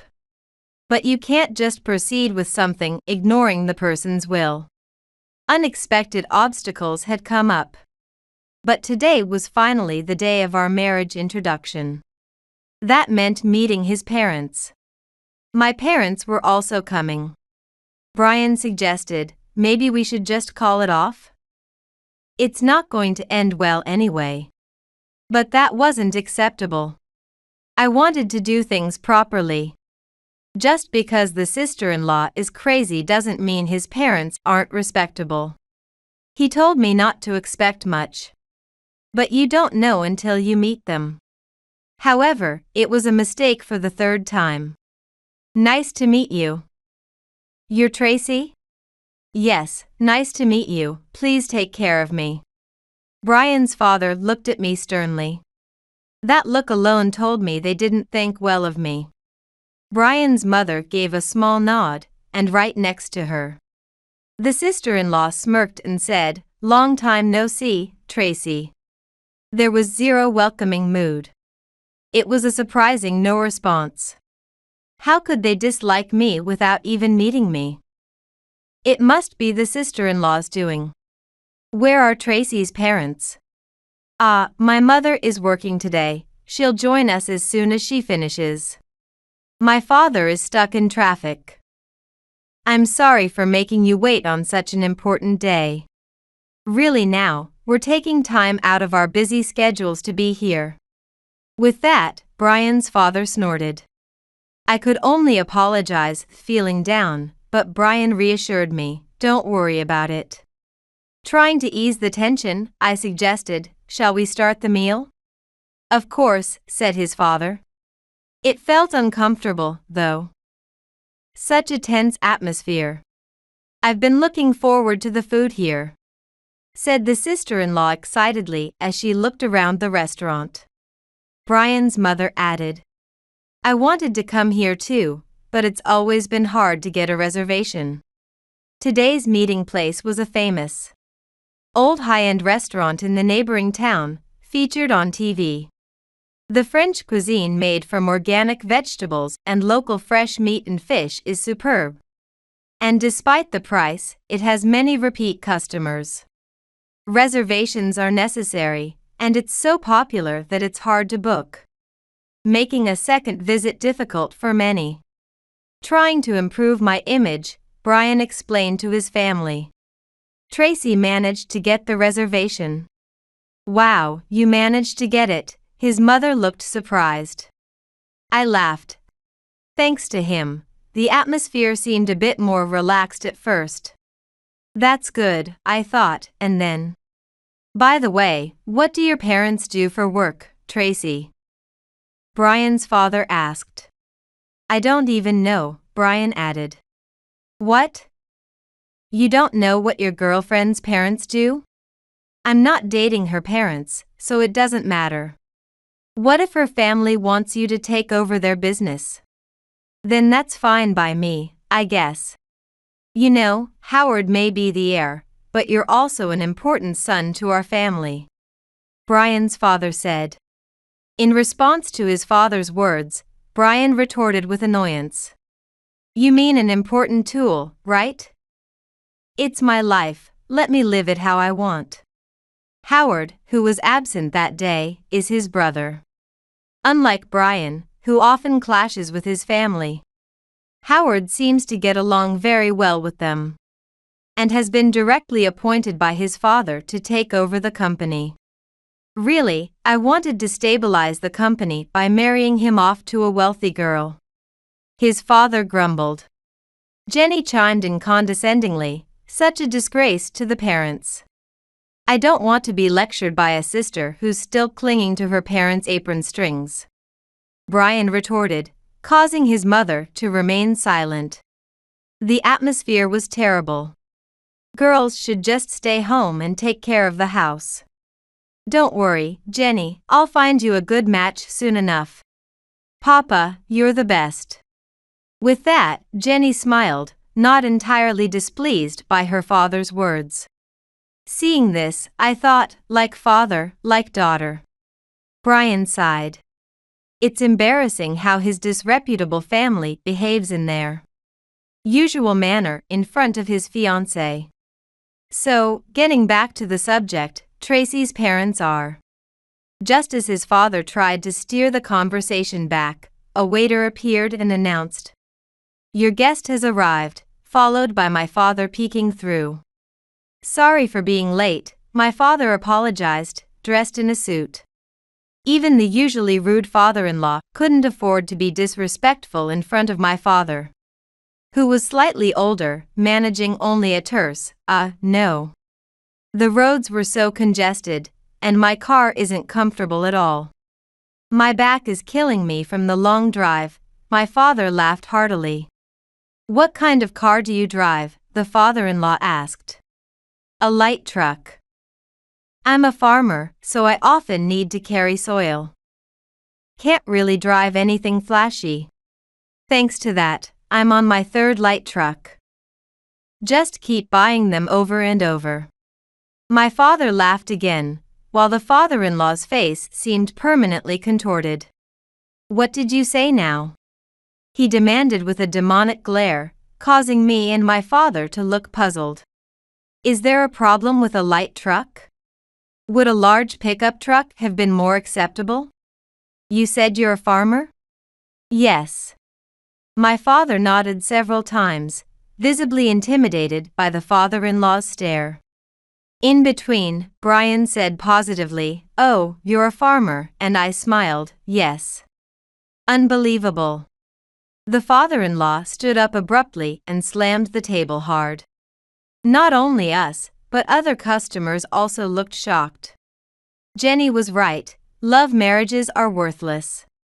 Bringing such a despicable poor person into our family. I couldn't believe my ears. Is he calling me a despicable poor person? Isn't that extremely rude? Brian, cut ties with this woman right now. I will not accept her as my daughter-in-law. What? It's not up to you to choose my partner. No. Her family is nowhere near a match for ours. What do you mean not a match? You act like a local dignitary. But you're just nouveau riche from a lottery win. That's when my father stepped in. I'm sorry, but why must you say such things? The father-in-law snorted through his nose. If you don't even understand that, you're even less suitable as a spouse. It's just a farmer, you know? A farmer. What's wrong with being a farmer? Day in, day out, covered in mud, crawling on the ground just like a lowly citizen. Probably best friends with moles and worms. It's outrageous to come to a high-end restaurant in a light truck. Isn't it embarrassing that you've proven yourself to be such a poor person? With no common sense? I don't think my job is as lowly as you say, and while I might understand a dress code, I don't think there's one for cars. What's wrong with a light truck? After all, my parents and I are not the same entity. Oh please, the howling of the poor. Stop whining and go back to being poor. The marriage is off. With that, the father-in-law slammed the table again. Brian was arguing back. But it seemed there was no reasoning with this stubborn father-in-law. My father probably felt the same. Shall we go? He looked at me as if to say, give up, and I steeled myself. Yeah. Taking my response, he stood up. Then, we'll be leaving. Go, go. I'll pay for the meal of the poor, so just disappear quickly. The father-in-law shouted abusively. Brian was angry, demanding his father stop, but his words fell on deaf ears. Don't defy your parents, he screamed. And then threw a framed picture from the wall at us. The sudden display of violence from the father-in-law froze us all in place. Even the waiter, carrying soup, was stunned by the overturned bowl. Jenny seemed a bit surprised but smirked, serves you right, as she looked at us. Such a spiteful nature. The mother-in-law, witnessing all this, did nothing to admonish Jenny or her husband. Brian, dismayed by the situation, apologized. Sorry for making you feel bad. I'll get in touch properly. And urged me to go home for the day. After leaving the restaurant with my father, my cell phone rang a short while later as we drove away. The caller was the sister-in-law, Jenny. Why would she call at this time? I thought. And while I casually checked my bag to make sure I hadn't forgotten anything, my phone rang again. Dad, I'm getting a call from that lady over there. Just ignore it. But she's really persistent. Look, it stopped, but now she's calling again. Well, I guess you have to answer it then. I sighed, resigned, and answered the call from Jenny. Hello? Jenny? Finally, you answered. Please, I'm begging you, come back to the restaurant. Jenny sounded nearly hysterical on the phone. What on earth was going on? Huh? What's suddenly come up? You were the ones who told us to leave. Well, I don't really understand. But the restaurant staff said they won't forgive you unless they apologize to you. Oh. Hearing that, I couldn't help but smile wryly. I see, that's what this is about. I chuckled inwardly, thinking things were getting interesting. Could it be that the picture frame that your father threw got broken? Yes. Not only that, but the spilled soup stained the painting inside it. Oh dear. That sounds like an expensive item was ruined. Now they're saying we have to compensate for it. But they might forgive you if you apologize.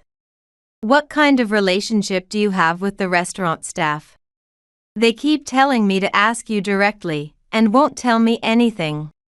That restaurant is run by our relatives. What? Didn't you find it strange? A popular restaurant that usually requires a year's reservation. And yet, we managed to book for 2 families within a month of the proposal. Now that you mention it. It was because it's run by relatives. We were lucky to get seats due to a cancellation. And by the way, my mother works there too. Remember the person who brought the soup? That was my mother. What? That person, she's the one saying you need to apologize. She probably saw everything and got angry on our behalf. I don't really understand, but please come back to the restaurant. I was about to say no when Jenny let out a small squeal. What now? Tracy? Please, I'm begging you, come back to the restaurant. Brian's father had taken the phone. Their pleas sounded so similar, I couldn't help but laugh a little. I decided to let my dad join the conversation and switched my phone to speaker mode. I refuse. Weren't you the one who told us to leave? I retorted with a smirk. I'm sorry.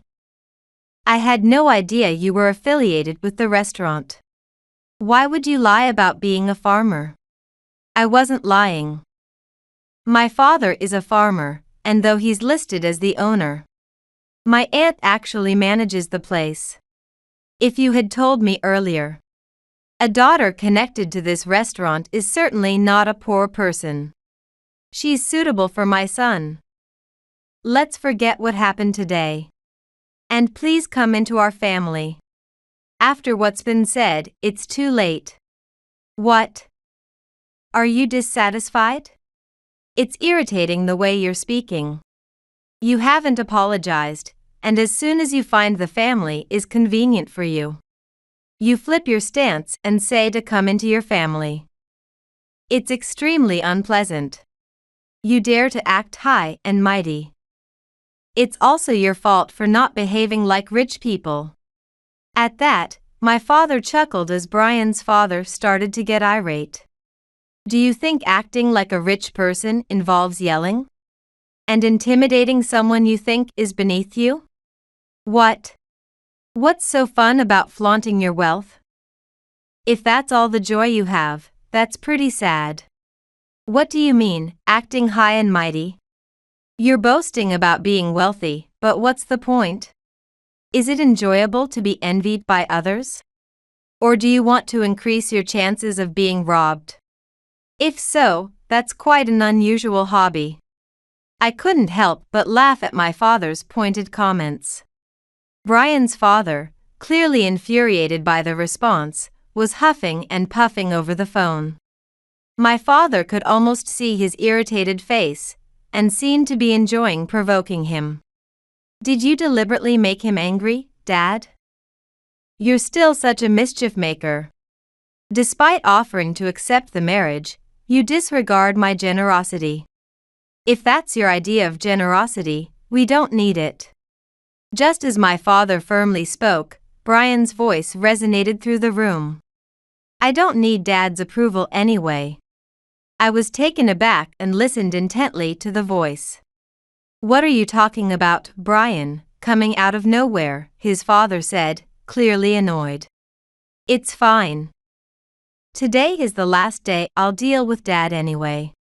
What? What do you mean? I want to marry Tracy, so I'm cutting ties with this family. That's why Dad doesn't need to approve our marriage. What? Do you think such selfishness is allowed? Do you really think you have the right to approve your child's marriage? If you leave the family, who will smooth over the issue with the damaged picture frame at that woman's house? That's why I'm leaving. I'm tired of being used. Brian's angry voice silenced his father. What am I to you, Dad? Expected to support my jobless sister, marry rich for the family. Build connections in case the business fails, never talk back. I'm not a slave. You're the one who never talks back, so I prepared the best life for you. Why would supporting a sister who doesn't work be considered the best life for me? The best life always seems to be reserved for her. Well, I know the reason behind our parents' unhappy marriage. What? My father and I were taken aback. I thought they just didn't talk much, but it seems Brian's parents really didn't get along. Dad, you think I'm not your child, don't you? Brian's father stumbled over his words, and our expressions stiffened. You've been misunderstanding Mom, thinking she had an affair with the store manager? I heard it from Grandma, who passed away. That's not a misunderstanding. Mom was unusually close to that man back then. That's because you were hitting Mom even at the store out of stress from work. And the manager was just looking out for her. I don't know the real story. Mom is innocent. Everyone from that time said so, and my genes say the same. What? I had a DNA test done with Dad. The result showed a 99.9% probability that I am his biological son. A bit disappointing, though. What? Brian's father's voice faded, and his mother intervened. Why can't you? I had a DNA test done between Brian and you too. I showed you the results. But you didn't believe it. I can't believe a word that cheating woman says. Don't say things just because you're convinced of them. I've told you many times, I am innocent. His mother's voice was tearful, likely overwhelmed by years of sorrow. Well, anyone could see she's innocent. I've even talked to the manager's wife, who wasn't suspicious but rather worried about Mom. And yet, because of unfounded accusations, she was driven to resign. It's sad what happened to the manager. Brian sighed. He says his sister and brother resemble their father. But he is said to be like his mother. Shortly before it was known his mother was pregnant, his parents clashed over business management, leading to their discord. His mother had consulted the then manager, asking, Can everyone really keep up with such management policies? Brian's father mistook this for an affair, seeing his newly born son's face, thinking, "The older two resemble me, but this one doesn't. He must be the manager's child." For years, he was less loved in the family, yet expected to take care of his sister in the future, treated more like a tool. Worried about Mom, I didn't cut ties with the family. But if I have to choose between such a family and a new one I might build with Tracy, I choose the latter. As of today, I'm cutting ties with this family. Brian. Think it over. Say something, Mom. If Brian leaves, Howard will have to take care of Jenny. His declaration panicked his father. Nevertheless, the content of his words was despicable. He repeatedly expressed his desire not to lose a cash cow son. "I was wrong," his mother murmured. "What?" both his father and sister exclaimed. "I kept hoping that eventually, Brian would be acknowledged as your son. That even a marriage for money could turn into one for love. I persisted out of stubbornness. But that was the wrong choice. I've only caused Brian pain." His mother's words left his father slightly trembling. "What do you mean?" "Please divorce me. I can't take it anymore. Brian, be free. I'm sorry for everything. I gave up arguing because nothing got through to you, and that hurt you. Mom. How can such selfishness be allowed?" While he was lost for words, his father vociferously claimed his own self-centered views. "Even if you don't agree, the law will recognize it. If you won't agree to a divorce, I will take it to court," Brian's mother stated calmly. "Wait. Let's calm down, okay? If we talk it out, I'm sure we cannot understand each other." "How can you say that?" "Though we couldn't see him over the phone." His disheartened tone painted a clear picture of Brian's father slumping down. Just when the line went silent, my mother's voice chimed in. "Sorry to interrupt while you're all heated up, but the frame and painting, you'll need to compensate us $80,000, okay?" $80,000. You said it was $50,000. Jenny panicked. "No, the painting itself is $50,000, and the frame is $30,000. I felt like you weren't really listening, and it turns out you really weren't. You've got to be kidding." Brian's laughter burst through the phone, replacing Jenny's despairing voice. My father and I also shared a laugh, saying, "What a perfect ending," and then we hung up. Afterward, Brian, as he declared, cut ties with his family and even took my surname, expressing a desire to change his name. My father was overjoyed, saying, "I've gained a son." Soon, Brian might officially become his son-in-law. Following the divorce, Brian's parents separated. His father was not only required to split the assets with his mother, but also had to pay compensation for the emotional distress caused during their marriage, with the obligation to also settle the payments for the frame and painting. It was a significant loss. Though they were wealthy, this level of expense was still notable. Freed from her marriage, Brian's mother felt emboldened, or perhaps more relaxed, and began sharing her past grievances with local people. This chatter ended up on a community online forum, leading to rampant speculation that quickly smeared the store's reputation. Though not bankrupt, customer visits dwindled, and the store, once bustling and handling high-end confectionaries, now echoed emptily. They shifted to selling cheaper sweets in bulk, but even that strategy wasn't hitting the mark, resulting in the closure of their second and third stores. It's hoped that the original store won't go under. Brian's brother, once the designated successor, quit the company to start his own business. refusing to take care of Jenny as suggested. He wanted distance from the family, leading to his resignation. Now, Brian's father struggles to manage the nearly bankrupt shop. And his still dependent daughter, Jenny. Why do we know so much about a family we've cut ties with? Well, after Brian left, his brother, who also distanced himself from their family, came to our wedding celebration. He too was dissatisfied with his family's ways and celebrated Brian's departure as a joyous occasion. Since he still occasionally hears from his family, we get updates through him. The nouveau riche family, disdainful of farmers, has been steadily declining in a somewhat ironic twist. Since then, my husband and I have had 2 daughters. Despite hearing that girls are less troublesome, they are as mischievous as boys, keeping us up day and night. Born close together, they fought constantly in their younger years, and as they grew, they brought home bugs by the dozens, came back muddy, and had their share of fights with friends.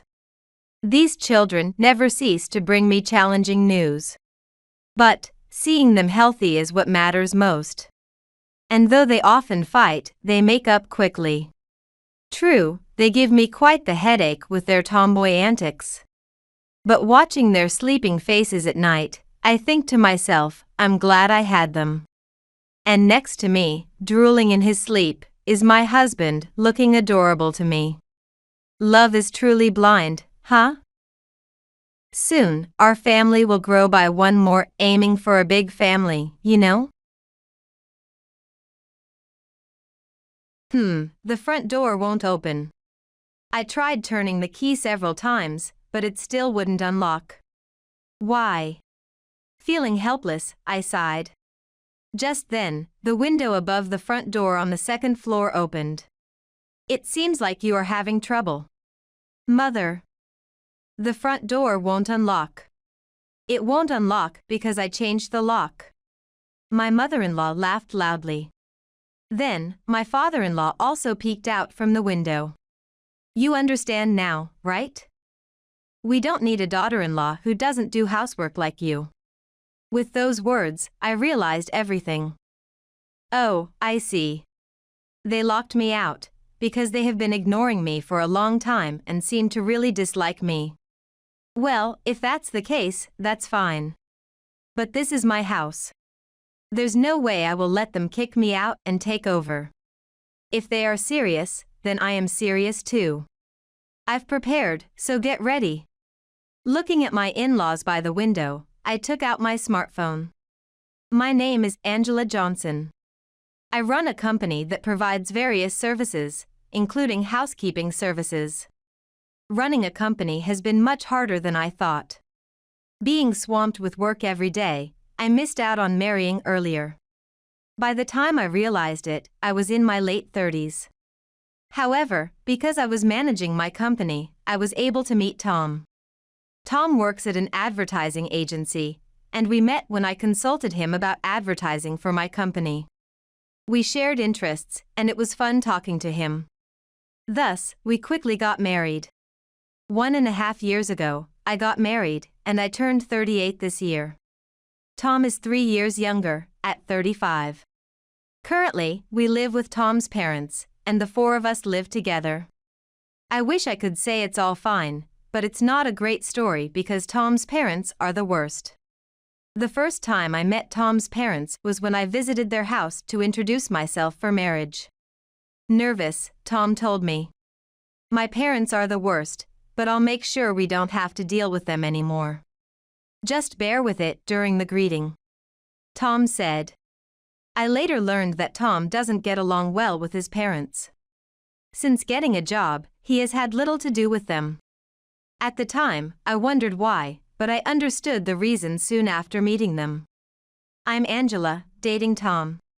I said and handed over a gift. Then, my mother-in-law scrutinized me. Oh. Quite an old lady, aren't you? I was shocked by Helen Johnson's words. Meanwhile, next to her, my father-in-law frowned. Really? Looks like she's past her prime, doesn't she? Ah, disappointing. I thought we were getting a younger bride. My in-laws sighed conspicuously. I was speechless. Indeed, I am not young. But even if they thought so, they shouldn't have said it. Yet, my in-laws spoke their minds without any concern for me. I couldn't believe what was happening and glanced at Tom. At that moment, Tom whispered to me, "Sorry. I'll properly apologize later, but please just ignore it for now." Okay. I nodded, but it was not something I could easily dismiss. After that, my in-laws continued to freely criticize me. They said things like, "There are prettier women, aren't there?" And, "Why didn't you bring a younger bride?" My in-laws blatantly disparaged me. Of course, I was boiling with anger. In the end, we left Tom's parents' house soon after. Then, I confronted Tom in a nearby cafe. What was that about?" "It's because of those two that I couldn't get married until this age." Tom began to explain, hanging his head. In the past, Tom had considered marrying several women. However, every time he introduced them to his parents demeaned them in the same way they did today, leading to fights and eventually the women breaking off the engagements. That's why I hate my parents too. I really want to cut ties with them. It's impossible to cut ties, right? I won't tell my parents our address after marriage, and I'll completely cut off contact. Please don't say we won't get married." Tom pleaded with tears in his eyes. From his demeanor, it was clear that Tom had been troubled by his parents for a long time. I agreed to marry him on the condition that he would have as little to do with his parents as possible. After that, Tom and I officially got married. After the marriage, we lived in my house. I have the money but seemed unlikely to marry, so I thought I might as well build the house I wanted. I built the house on a whim a few years ago, and I pay the monthly mortgage of $2,100. However, right after building the house, I met Tom. And then, we got married.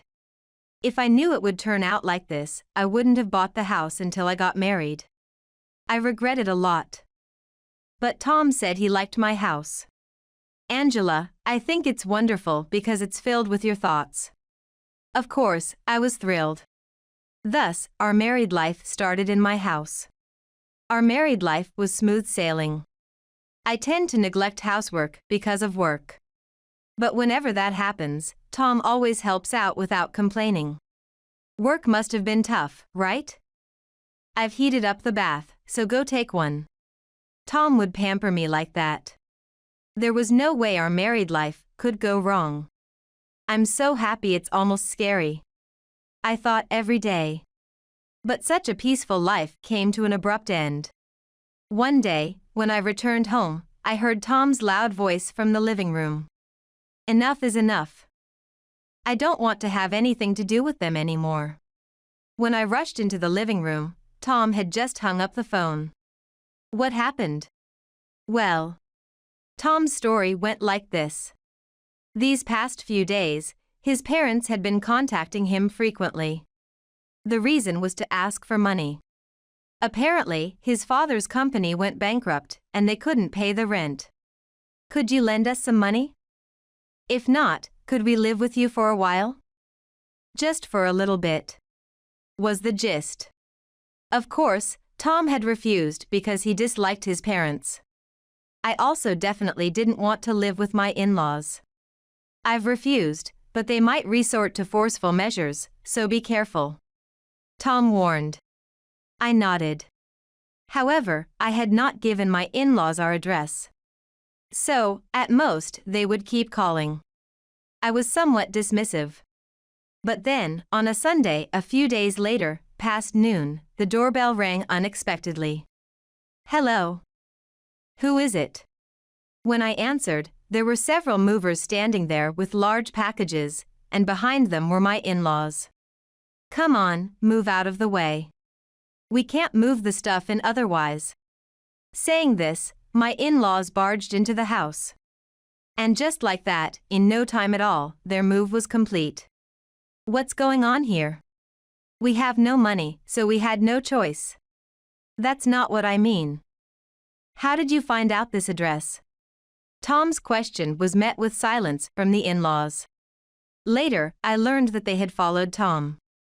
His father had been waiting near Tom's workplace and simply followed him home from there to learn the address, then they moved in unilaterally. Though I was dumbfounded, once they moved in, it was indeed difficult to kick them out. Thus, we ended up living with my in-laws in a rather makeshift arrangement.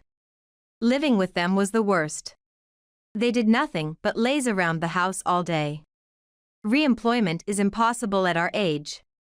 My father-in-law said without a hint of shame. My mother-in-law was no different.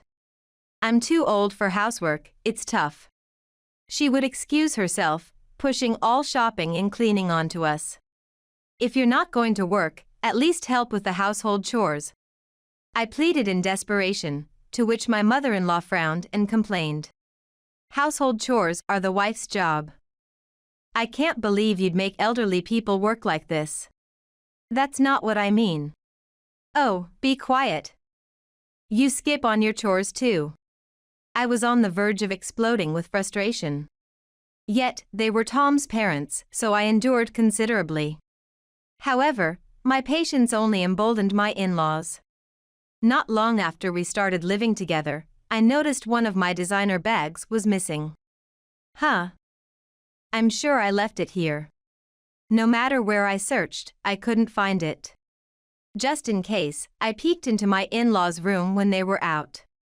I only glanced from the doorway, but I found what I was looking for. Huh. That's my bag. Turns out, my mother-in-law had taken it without permission. And that wasn't all. She had also taken several of my handkerchiefs and accessories. When I confronted her, she said to me, "Huh? I just borrowed them. Or should I have sold them instead?" Tom scolded her harshly for this. But in front of Tom, she pretended to cry and apologize. We made her promise that if she did anything like this again, she would have to leave, and we decided to let it go this time. However, this incident soured my relationship with my in-laws completely. Even though we lived in the same house, they started ignoring everything I said. Yet, perhaps afraid of being kicked out, my mother-in-law stopped rummaging through my things. Well, if being ignored is all it is. I decided not to care anymore. A year passed like this. Throughout, my in-laws continued to ignore me, and I ignored them in return. This strange relationship continued until one day when I came home and tried to unlock the door as usual. I inserted the key into the lock and turned it. The front door won't unlock. I tried turning the key several times, but it still wouldn't unlock. Why won't it? Feeling helpless, I sighed. Just then, the window above the front door on the second floor opened. "It seems like you are having trouble." "Mother. The front door won't unlock." "It won't unlock because I changed the lock." My mother-in-law laughed loudly. Then, my father-in-law also peeked out from the window. "You understand now, right? We don't need a daughter-in-law who doesn't do housework like you." With those words, I realized everything. Oh, I see. They locked me out, because they have been ignoring me for a long time and seem to really dislike me. Well, if that's the case, that's fine. But this is my house. There's no way I will let them kick me out and take over. If they are serious, then I am serious too. I've prepared, so get ready. Looking at my in-laws by the window, I took out my smartphone. Watching me, my mother-in-law taunted me. "Tom will remarry a younger woman. A young, capable wife who listens to me, right? Are you planning to divorce us? Don't you understand? It seems your brain has aged quite a bit too." My mother-in-law laughed exaggeratedly, with my father-in-law laughing beside her. I gritted my teeth in real anger. I sent an email to Tom in a fury. Then, after glaring at my in-laws, I pointed at them and made a clear threat. If you touch my belongings again, I'll sue you both for theft. Just as I said this, my father-in-law threw something. I don't need this crap. Take it. What fell at my feet was my clothing. I quickly picked it up. If you mess with my stuff again, I will take you to court. Be prepared. Huh? I can't hear you? That's why. As I began to say more, my mother-in-law raised her voice. Be quiet. Just go somewhere else. Given the situation, I decided it was best not to cause any more trouble for the neighbors. I picked up the clothes my father-in-law had thrown and left. Holding my belongings, I got into a taxi and headed to my office, which is located near my company. This office, a regular apartment room, is a place I use personally. I often stay there when work runs late, and now, it's also where I keep many of my personal belongings. Since my mother-in-law rummaged through my designer items, I had moved all important things to this office.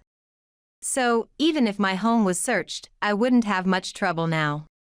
Still, that doesn't mean they can do whatever they want with my house. I said loudly, trying to motivate myself. At that moment, Tom called. Tom? Did you read my email? Yeah, I did. Are you okay, Angela? Yes, for now. Listen. I explained to Tom everything I had been thinking about on my way to the office. First off, we should sell the house currently occupied by his parents. Then, we'll look for a new place to live. Right now, his parents rely entirely on us, but it seems they plan to depend solely on Tom in the future. If I can pull Tom to my side, his parents will lose their lifeline. Once they run out of money and can't sustain their lifestyle, maybe they'll start to reflect on their actions. That was my thought. I've really reached my limit. This time, I'm completely cutting ties with those two. Tom seemed quite angry. If that's the case, this might actually work. Convinced of this, I immediately began the process of selling the house. The real estate registration information was kept in my office. Anticipating such an event, I had moved it there first when my mother-in-law rummaged through our things. Therefore, the sale of the house could proceed smoothly. However, the house was still under mortgage. I hoped it wouldn't end up in a negative equity situation. That was my only concern. It turned out to be an underloan situation. The sale price of the house exceeded the remaining mortgage debt. Of course, there would be capital gains tax. But there are tax exemptions available, so I consulted the tax accountant I always rely on for work. Thus, I successfully completed the sale of the house. Moreover, it only took a week to sell. Since I knew a real estate agent, we were able to sell the house faster than usual.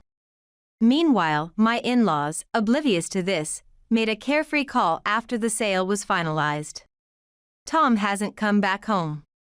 You didn't say anything unnecessary, did you? Anything unnecessary? Since Tom and I are a couple, I spoke openly and truthfully. As a result, the only reason Tom isn't going there is because of them. When I pointed this out, my mother-in-law suddenly got angry. It's your fault. What are we supposed to do now? We're struggling without any money. Isn't that a result of your own actions? Huh? It's your fault. Send us money right away. I was speechless. They kicked themselves out, and now they were demanding money. If they need money, they should just work. Do they not understand their own situation? I had no words to return. Then, my mother-in-law raised her voice even louder. Are you listening? It's your fault Tom isn't coming home. As I said, that's your fault, Mother. Don't joke with me. It's your fault. Send us money right away. Do you understand? At that point, I was really fed up and hung up the phone before my mother-in-law could finish. I immediately blocked her number. There, that should do it. I decided to prepare for my next move. It was about 2 weeks after Helen Johnson's call. Thanks to blocking her, my phone hadn't rung. But Tom's phone was constantly ringing, with a troubling number of calls. He was clearly distressed. Really, they reap what they sow, but what are they thinking? What are they saying? It's all about money. They don't care about us, Angela or me at all. Tom spoke in a dismayed tone. I could only sigh. Currently, we are living in the apartment that I had used as an office. So, we can sleep and wake up normally, and we aren't really struggling with anything. However, my in-laws shouldn't know that. I think I should still be concerned about Tom. That's what parental affection is supposed to be. But it seems my in-laws only have money on their minds. It looks like I need to take some swift action. I picked up my smartphone. I contacted the real estate agent who had handled the sale of our house and arranged for them to evict my in-laws the next day.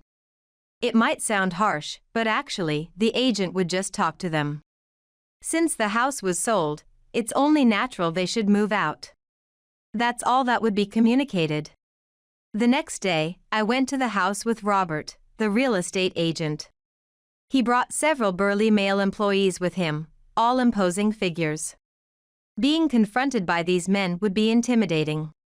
I felt a bit sorry for my in-laws. But sympathy is forbidden here. I stayed hidden and watched Helen Johnson's reaction. Soon, Robert rang the doorbell, and my mother-in-law appeared. Who is it? Hello, I'm Robert from the real estate agency. A real estate agent. We have no business with such. My mother-in-law shouted in her usual manner. But Robert remained calm. I'm sorry, but we've purchased this property. Could you please leave immediately? What? This is my son's house. You're talking nonsense. My mother-in-law stamped her foot. Robert calmly asked again. Your son? May I know his name? Tom Johnson. Do you understand? Unfortunately, that's not correct. The property was in Angela Johnson's name. Robert's words caught Helen Johnson off guard. She suddenly lost her momentum. Ah, Angela. That's the daughter-in-law. Yes, the daughter-in-law. Regardless, she sold the property. What? Wait a minute. Honey. My mother-in-law screamed into the house. Then, my father-in-law appeared. Afterward, the in-laws began complaining together. This couldn't be the daughter-in-law's house. A daughter-in-law who can't even do housework, a useless woman, couldn't possibly have the money to buy a house. They disparaged me unilaterally. I couldn't take it anymore. That's when several of Robert's male employees stepped forward. Using force would be problematic for both sides, wouldn't it? Of course, forcing them out wasn't an option. Robert had no intention of doing such a thing. But the mere presence of strong men made one imagine being forcibly evicted. That's human nature. It seemed my in-laws imagined it too. Will you please leave? That is, well. My mother-in-law fidgeted. And you, sir? What do you think? No, because, that is.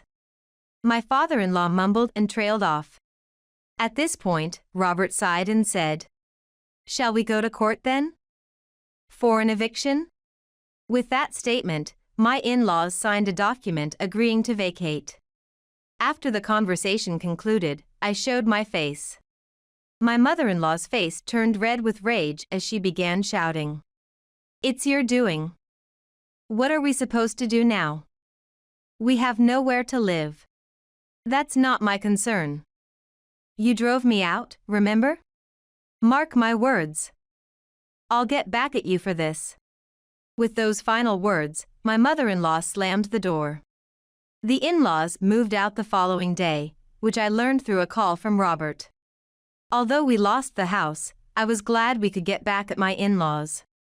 I reported this to Tom when he came home. Then, Tom said something unexpected. Then, I'll build a house next time. Apparently, Tom had always planned to build a house after getting married and had been saving up for it. But when we decided to marry, I had already built a house to my liking. So, he thought he'd use the saved money for our retirement instead. But with this incident, I had to sell the house. So now Tom thought it was his turn. Really? That's wonderful.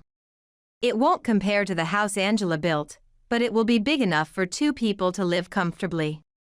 Wait. 3 people, right? I gently placed my hand on my stomach. What? Could it be a baby? Yes. I went to the hospital today. Just a few hours before this conversation, I had visited the local obstetrics and gynecology clinic. The examination confirmed that I was pregnant, which I also shared with Tom. Tom was overjoyed, and we were at the peak of happiness. A few days later, I received a strange call. The caller was an unknown number, and I had a bad feeling. The phone rang persistently, so I reluctantly answered. Hello? Is this Angela Johnson? It was a man's deep voice. Honestly, my heart skipped a beat. Yes, that's me. What can I do for you? I run a staffing company, my name is John, and... Despite my fear, John spoke very politely. He explained that his staffing company had an office nearby. Apparently, there had been a commotion in front of his office a few hours ago. This company is run by fraudsters. The worst person who abandons their parents is the president. 2 men and women were causing a scene like this. Of course, the staff quickly restrained the 2. Then, John had asked them, "Why are you doing this to me? What grudge do you have against me?" The frightened man and woman froze completely. They couldn't speak and just trembled. Eventually, the contact information they provided was my cell phone number. Could it be that those were my in-laws? They said their names were Dan Johnson and Helen Johnson. Aren't they your parents? Oh, those are my in-laws. Actually, I explained how they had unilaterally changed the locks to my house and kicked me out. Meanwhile, John told me that my in-laws had some old company documents of mine when they were caught. It seems John's office is located where my company used to be. Essentially, my in-laws mistook my company for John's and did this out of spite because I had kicked them out. Suddenly, John became angry. What? You just let that happen? No, that's why I kicked them out of the house. That's too forgiving, I can't believe it. Thinking about it, he might be right. But I think going further would be too much. That's why I decided to end this retaliation when my in-laws lost their house. However, John wasn't satisfied. After thinking for a moment, he said, "I'll make those 2 take responsibility for this. Is that all right?" "That's fine, but what do you plan to do?" "I'll have them work here. Even if I claim damages, they won't be able to pay, so they'll just have to earn it." In essence, John was offering my in-laws a live-in job. That was more than I could have hoped for. I eagerly agreed. Later, through John's mediation, my in-laws were sent to work at a construction site in the countryside, where they lived on the premises. It was a completely legal job at a regular construction site, but because they lived there, they couldn't escape or slack off. Now that they had a place to live and a way to earn money, my in-laws should be grateful. 6 months after my in-laws disappeared, I gave birth to a healthy boy. Now, Tom, my son, and I live a lively life. We are also discussing the house with Tom, planning to design it with all my dreams in mind. Thinking about it, the house I built had neither a child's room nor a room for my husband. Being able to decide on the layout of the house while talking with the person I love is truly a blessing. Cherishing this happiness, I wait for Tom and my son to come home today.